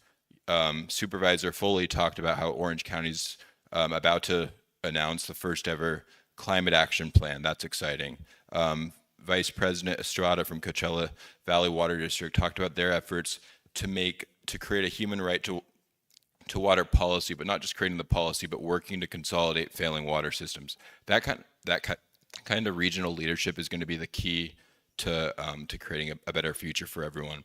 So again, going back to the other Alex who you heard from earlier today, his quote, "Unless solutions are win-win, we are all going to lose." I really do think that the next decade, both in Orange County and in Southern California, can be a decade defined by winning, which again goes to the name of the conference. So I look forward to being a part of that as an elected official and working with so many people in this room who have who've been involved in this for so long and who and I think that when everyone's working together, really the possibilities are exciting. So thank you.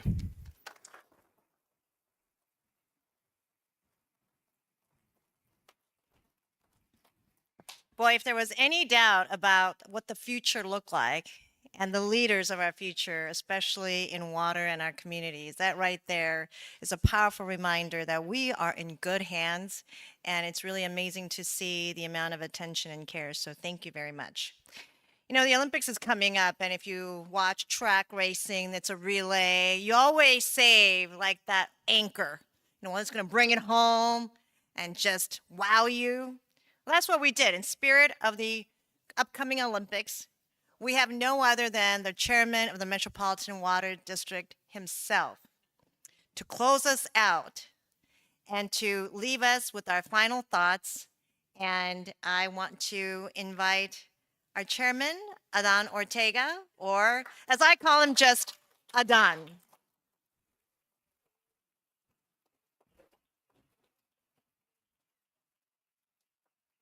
Well, thank you, June. You put a heavy burden on me in that I have to not summarize the conference, but bring it home. And the new politics of water, that's the theme of this year's WINS conference. And what I like about WIN is that it's a forum to put out there some new concepts for us to ponder in the next year. And I hope that when we reconvene next year, we're going to reconvene and contemplate where these new politics of water have brought us. Just to, reiterate what the senator said, that the new politics of water involves interdependence. What does that interdependence mean? Well, for us, as the senator relayed, it meant that we had to swallow hard and have a united front on the Colorado River last year. Without the unity in California between the agricultural agencies and the San Diego County Water Authority and Metropolitan, we would have had our butts kicked. And we would not be here contemplating 2027 in the form that we are today. So collaboration also means swallowing your pride, accepting the interest of others, and knowing that when we go to Washington, they're going to be surprised by seeing us walk in the room together. Last year, we did that. We walked into offices. Many of my colleagues on the board were with us, but we were there with the County Water Authority and IID, sight unseen. They were very brief meetings because there was little conflict to explain, and we could bring it home when it came to what the other states were doing. Also, talking about the unusual suspects. I noticed that we didn't have any any people from the environmental community, at least that I was able to bump into today. But at Metropolitan, for the first time last year, for example, we had a meeting with the Colorado River Indian tribes over at our Jean Village camp facility. Why was that significant? It was significant because in the 100 years since Metropolitan surveyed the Colorado River Aqueduct, nobody had ever bothered to meet with them. And we've had about 3 meetings with them today because we have a mutual interest in how we can benefit each other through the water that they have available and some of the things that we might offer. And what's the magnitude of that? Well, we lost half of our Colorado River water in 2003 with the quantification settlement agreement, and we're running a full aqueduct. And you got to stop to wonder, how can we do that? And the reason we can do that is because of collaboration, the kind of collaboration that we're talking about today. And I also want to give credit here to my colleague, Larry Dick, who observed to me about 6 months ago, if not a little longer, that we could carry this out when it comes to the Bay Delta with the agricultural community. And just 2 weeks ago, we signed an MOU with Westlands and Friant in order to start talking about similar collaborative programs with our agricultural partners in the Central Valley, where we might be able to help them with the Groundwater Sustainability Act and their burden to recover those groundwater basins, and we could find some areas of storage. The other thing that the new politics of water entails is leaving no one behind. And I think this is where the water industry is really struggling. Casulo Estrada and Jasmine Hall illustrated for us today areas of need where we have communities that are being left behind, where you have agencies that have had the courage to stand up and help them despite Prop 218 and other factors that could complicate their daily lives. It's far easier just to take care of your own without having to think of a further burden. And they believed in the state, and the state continues to be the state. Connecting the dots, I think, is something that we really have to do. When we go to Sacramento and we talk about political action, we have to tell them where they've left us. So for example, in the case of Chromium 6, there's communities like the Coachella Valley Water District and the city of Coachella and others that have been helping the small systems.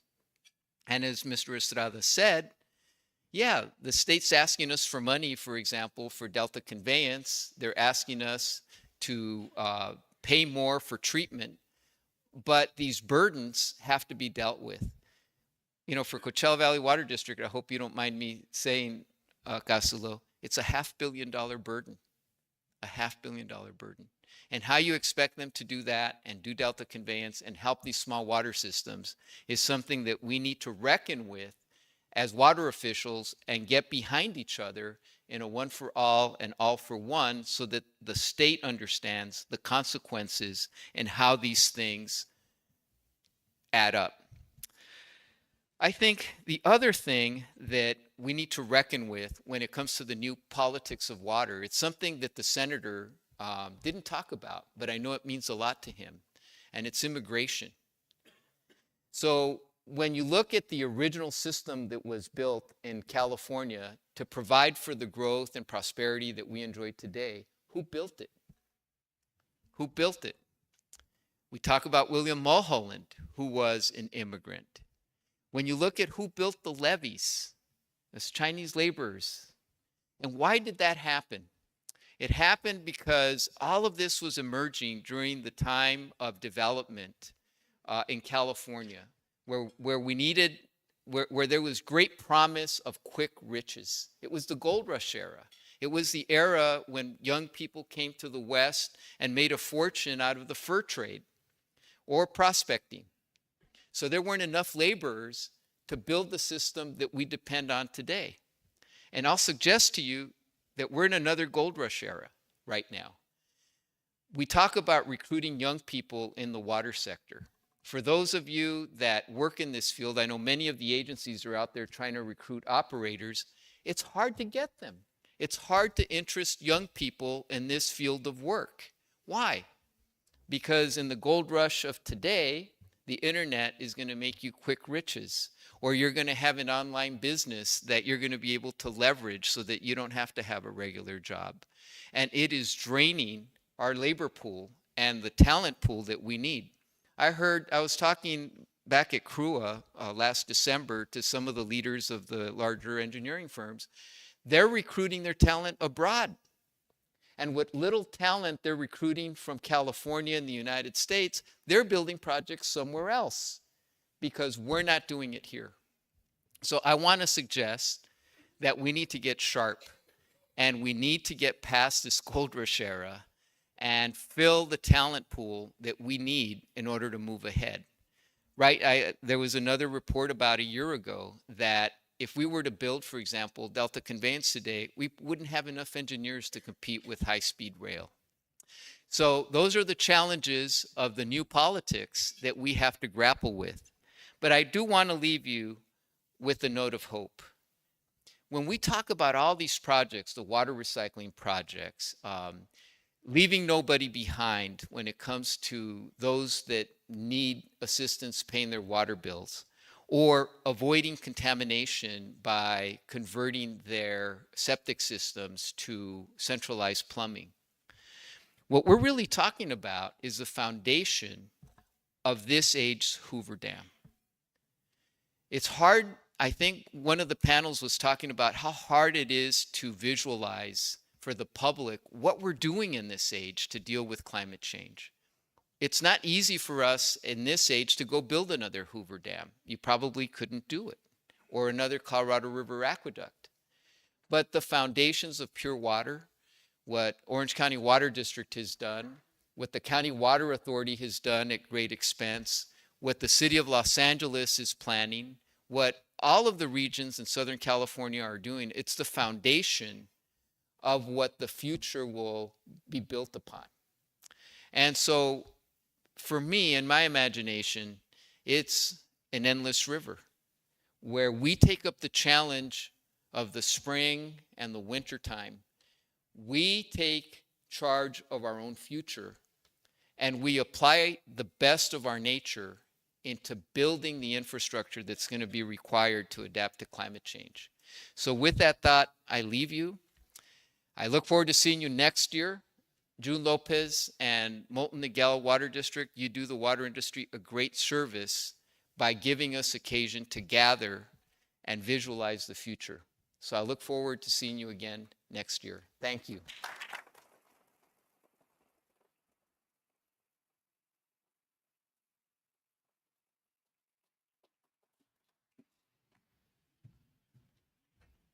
You now see why he's the anchor. Well, we have come to that time, and you guys are the hardcore that lasted Friday afternoon, but there was so much that was shared here today. It brought us closer. There's a reception here that's going to start early because that's our Friday gift to you. But before we let you go, when we recognize elected officials, there's always, it's not an event if you forget at least one. And it was one of our late additions. She was very, very understanding because she was a late addition. However, this is recorded, so we wanted to make sure we recognize her. It's from our friends, City of Carlsbad, Councilwoman Teresa Acosta. Yes. And she was extremely gracious. And also earlier, I misspoke because I was talking about the host committee representation about the 5 out of the 6 counties, but we have Callegas in the house from Ventura, and I just want to thank the board member for being there, yes? And I just wanted to say thank you to all the hotel staff. And I know Chairman Ortega was very kind to mention Molten Miguel, but really our staff did a really great job putting up with me. And none of this would be possible without the leadership of our agency, our board of directors who allow us to do this. And when you come to Orange County, it's a place of belonging and we continue to grow. This is our only 2nd year. And I can only imagine what we can do next year with all of your help and new friends that we bring into the fold. And I thank you so much for being here, sharing your time, your ideas. And I hope you all stay for the reception because it's awesome. It's going to go from 4 to 6. And after that, you can have your life back. But, there's some really great people. So I encourage you to join us. Thank you so much.